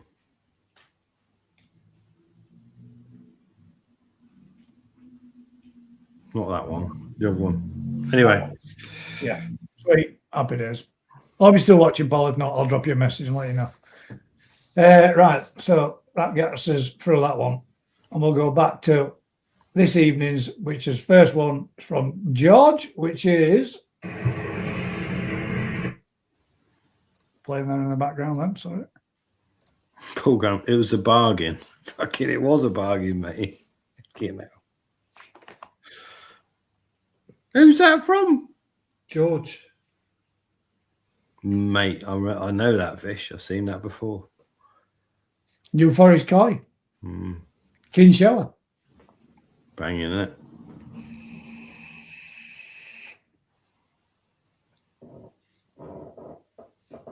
It's good to see me on a kin show, mate. Quick question from Paul. How long do briny shrimp take to hatch? 12 hours. 24 hours at 28 degrees. There you go. Stephen Wiles. First fish that he's popped in there. Nice little Ginrin Kahaku. Oh, he's rubbing it in, isn't he? That's quite nice, that man. He's fucking... Tony wanted that one. Is that from you? Is that one of yours? Yeah. No, it's not. It's not one of mine, but it is from me. Shit, that is nice, that, mate. Is that one that you got from Japan and grew on a little bit and then sold at next to nothing? No doubt, knowing you. Yeah. That's a cracking looking fish. I think it is. It might be wrong, but I think it is. I think that might be the one that Tony wanted. And then we've got Mick Markins got himself an SRC pump. No, that's a spanking. Look at that. You don't want to run that. Just keep it looking like that. Yeah. Look at that. It's not full of like bindweed and fucking grass shit and growing over it. Clean and tidy.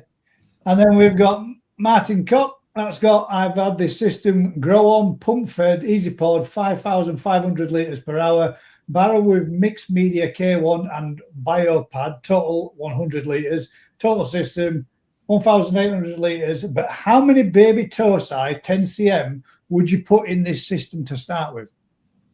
And we've got this little video. We'll knock the sound down. But that's what he's going with, and he's asking how many would you put in? I love his attitude to filtration on that.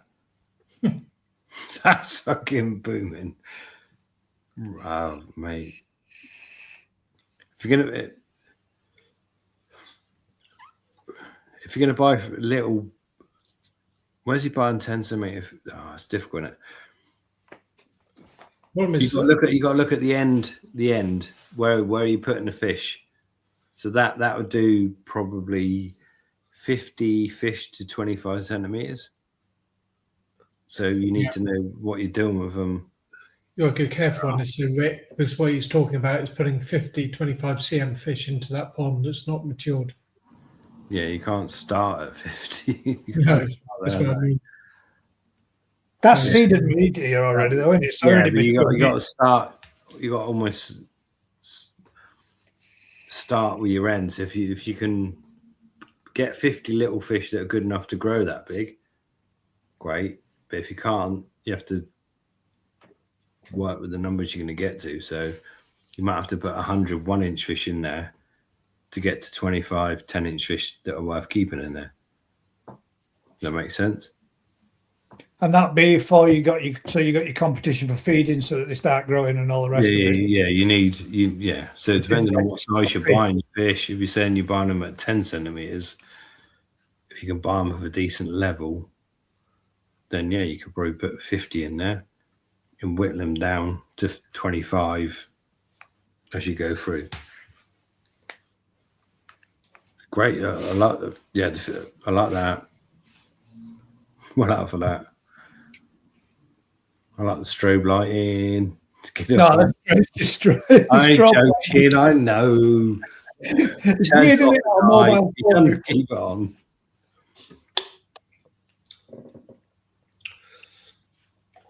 A nice little growing system.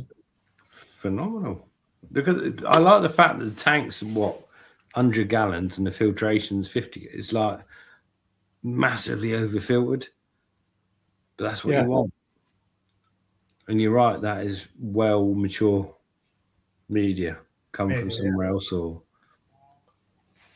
But yeah, I'll be chucking in. Well, it depends where you're buying them from, then 110 centimeter fish to get to 20, 40 centimeter fish by the end of the year.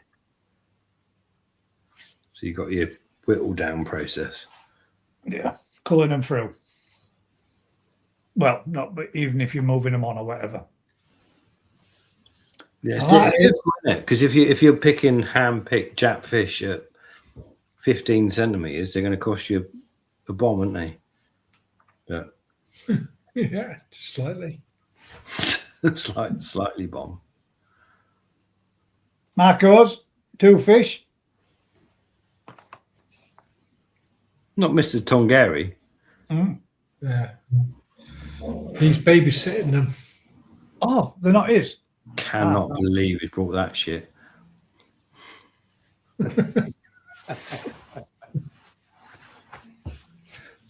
What's the other one? Oh, the other one looks better. Oh, terrible.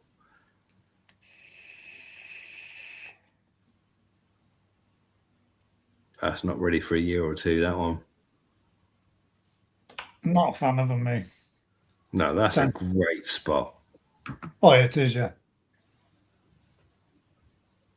Not a big fan of a tancho, though, to be fair. No, that is an amazing spot. Just the body and scalation and skin. Everyone else needs to work, but the spot's amazing. It's got. That's insane, to be fair.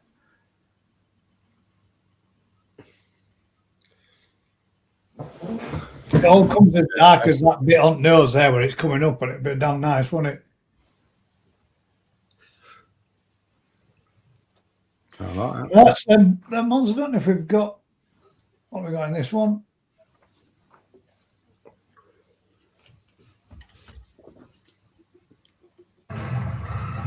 One from New Forest Guy. Really? We've never seen that bulb before. Jesus. Oh, a few from New Forest Guy. I like the first show. That one. That's nice, isn't it? Lovely pattern on it. Same one, Joe. Don't think I've got too many really to be.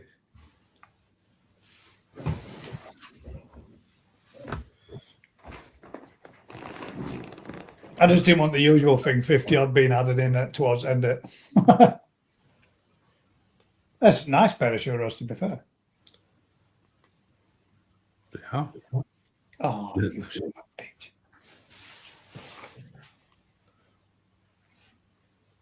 Look at that, man. If anybody wants to know where this is, Tony Barker went other day, and it's absolutely stunning. A Japanese garden. Oh, wow.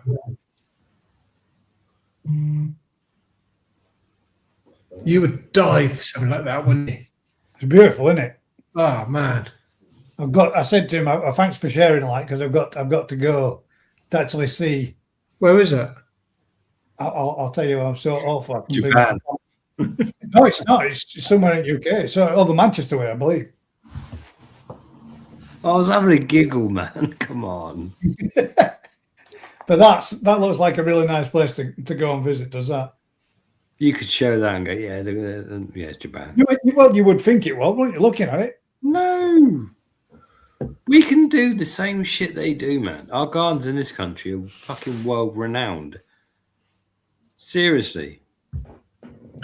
It's nice, but Let me see if I can find the post when he put it in. Can't be that far down. There we go. Following from the Thursday Night Live regarding Japanese style gardens, we went to Totton Park yesterday. So if anybody's interested in looking at a real nice Japanese style garden, Totton Park. That's a nice little place to pop and have a look at all that. But as you say, definitely going to be paying that one a visit. I mean, that's it, ladies and gents. Wow. I think there's.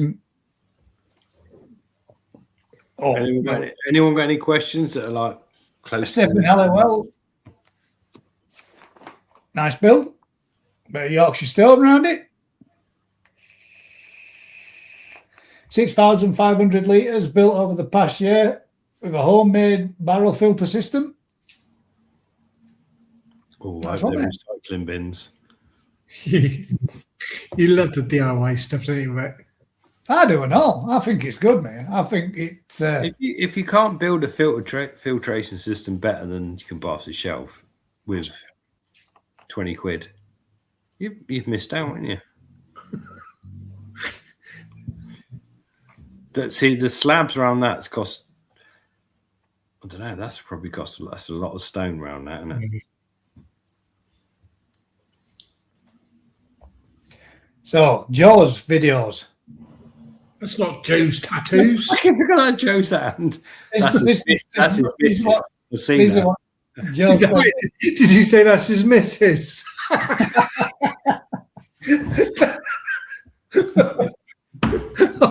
Oh, that's got to be the statement of the night, that is.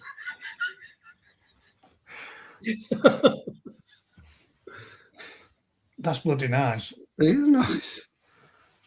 Always all right as well, isn't it? All three, that's stone. That's what you want. So who are we looking at now? She just put in there. Good job. She's not watching.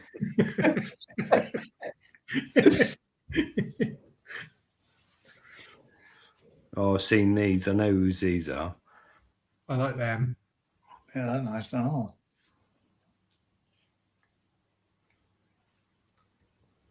I like the quirky head pattern on that bit. That's nice. But that's really nice. Yeah, Rick, you haven't done your show bit.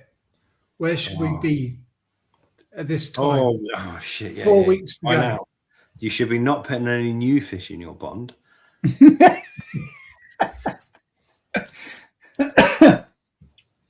Don't look at me like that. I'll give you a clue in a minute. All right. After we've seen the rest of Joe's fish. I think the Tancho shower looks like a bird with a dressing gown on.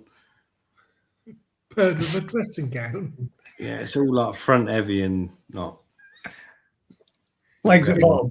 Yeah, it's not. Front heavy, is that, Not balanced. is that big boobies or something? Front heavy. No, it's just not balanced, mate. All right. Why is a Flat woman? in rear, isn't it? Why But is, a there is woman, to go. why is a woman in a dressing gown not balanced? You never are. They just don't look balanced. They always look top heavy. I don't know, unless they've got really big feet. Apparently, I don't know. Says he's not sure about the Tancho, but it's staying in Japan. Yeah, let it stay in Japan and flog it somebody else. And this last one, is it? No, one more after this. Shit, Sumi's nice, isn't it? that's nice. Then all that sumi comes up round that little patch here. But will that size fish, will that sumi come up? Of course it will. This is how we make a living, lying. You mean, so when the sumi comes up, that's going to be show winning. No, I think that's pretty nailed on. That's Like a bullseye, won't it? Target, red spot, dead centre of it all. That look cool. Comes up and comes through and right surrounds that. That would look nice if it does. Unless it swallows it all like that one. it's weird because it looks like a really big fish, and then Joe puts his hand around it, and then it shrinks. I'm not going where I'm thinking that it's going. Look at the Tancho on that. Don't know. It's the same. Isn't it? Joe. I'll tell you something I've noticed, right? And now when I say it, you guys are all going to go, shit. And you're not going to be able to not see it. Pause that there, right? Now, if you start looking at head patterns on kois, and a lot of them have all got this perfectly square line across the bottom of it. See that a lot. A hell of a lot. And that just tells you something, ladies and gents. That's between where the nostrils are. Yeah, that's it. It's a nostril indicator. That's what it is. And it hasn't been put there with a blade. No, but it's also whether, if you look at young koi, where the skull lines cross. So if you look at, hang on, I've got a problem. I got a picture here, funnily enough, about a discussion about this earlier.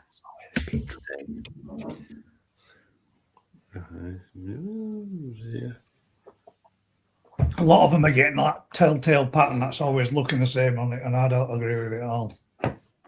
Yeah, but it's not what you think. Well, it is partly what you think, but not necessarily. It fucking is. I've seen it being done. But there you go. Rick's got us one. Come on, Rick. What have we I'm got? trying to find it. Right. Here it comes.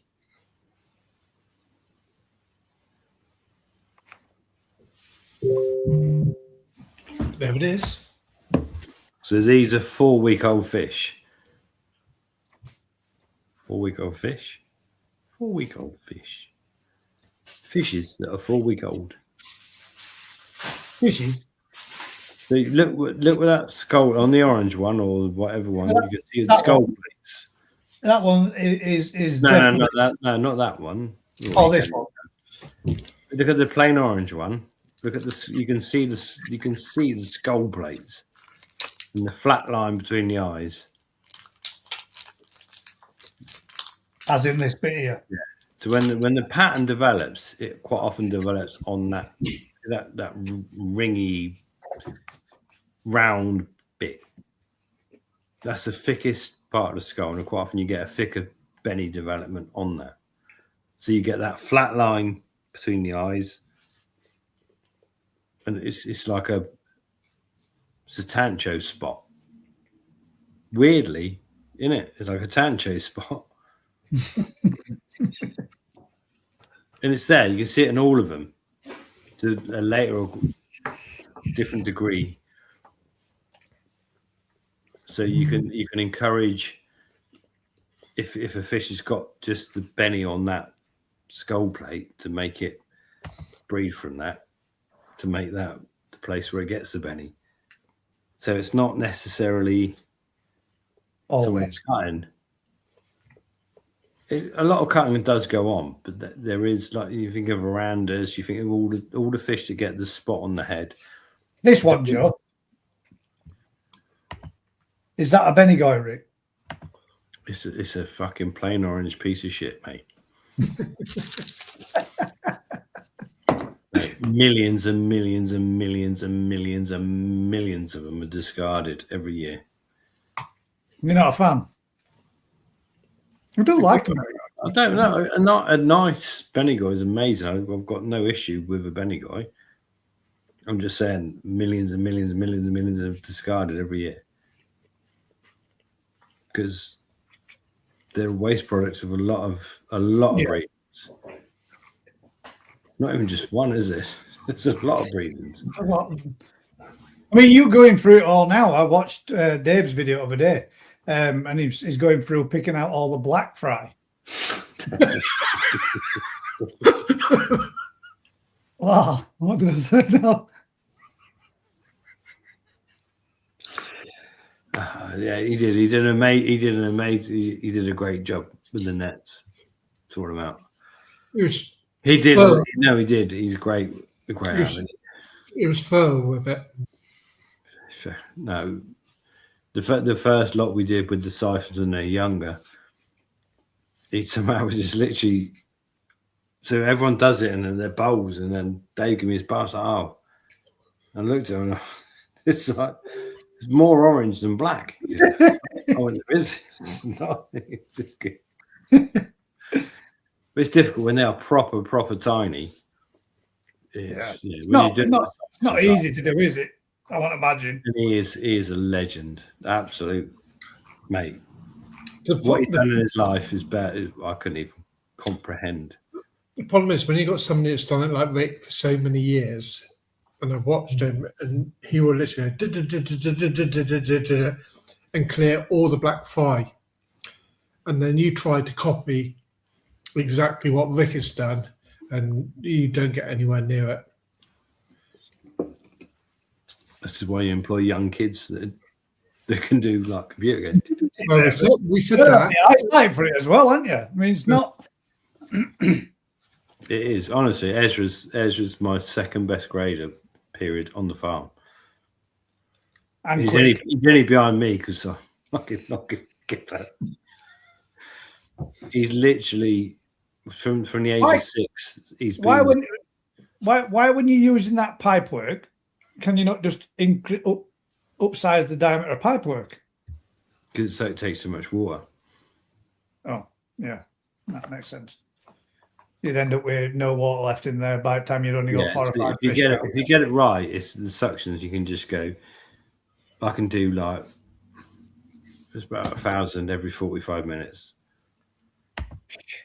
Ez can do 1,000 an hour. Anyone else is just not scared not to. It's one of those things that you can see why they get the old ladies in Japan to do it, because it's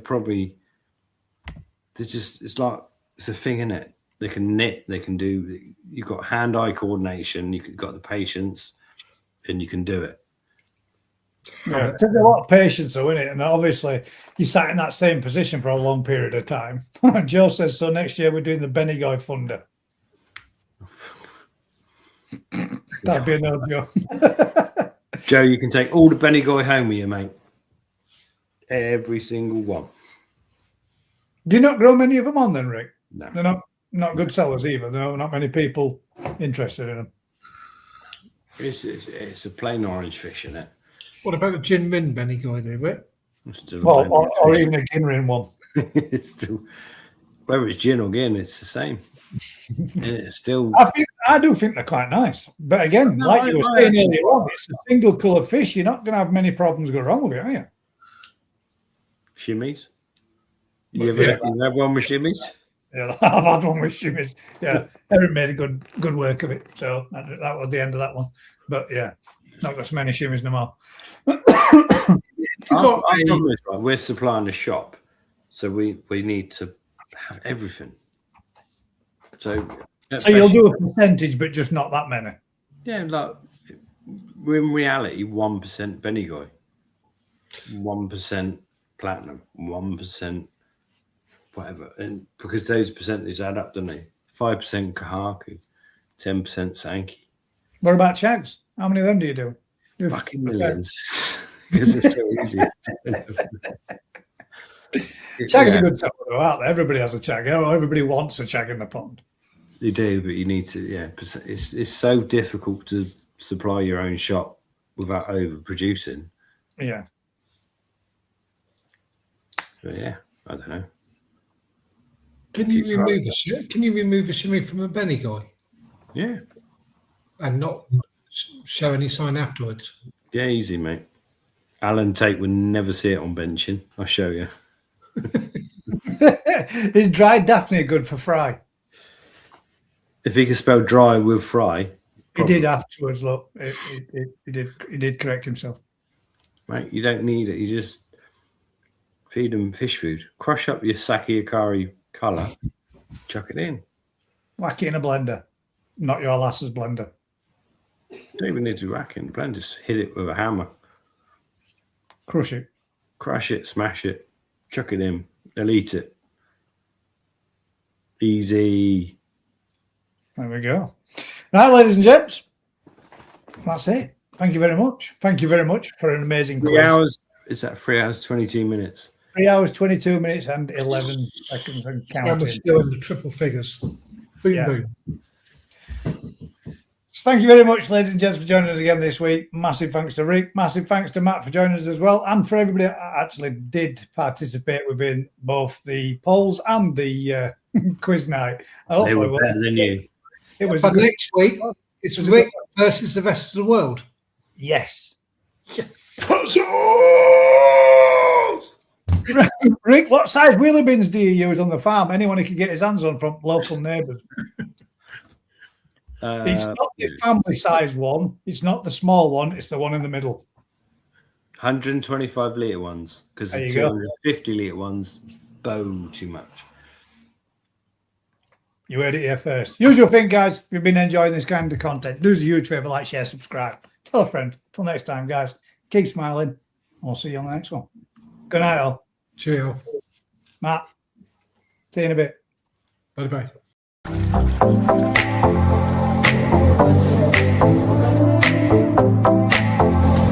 This has been one hell of an experience.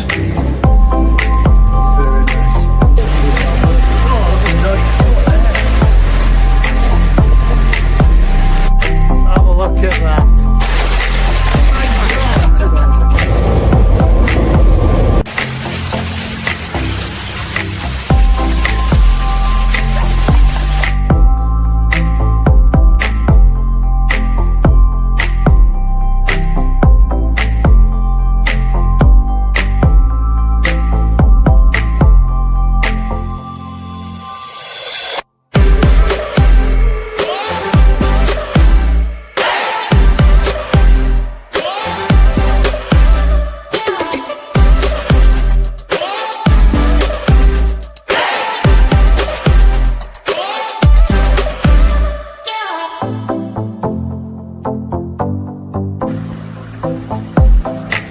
New change in the garden. I made a little seated area.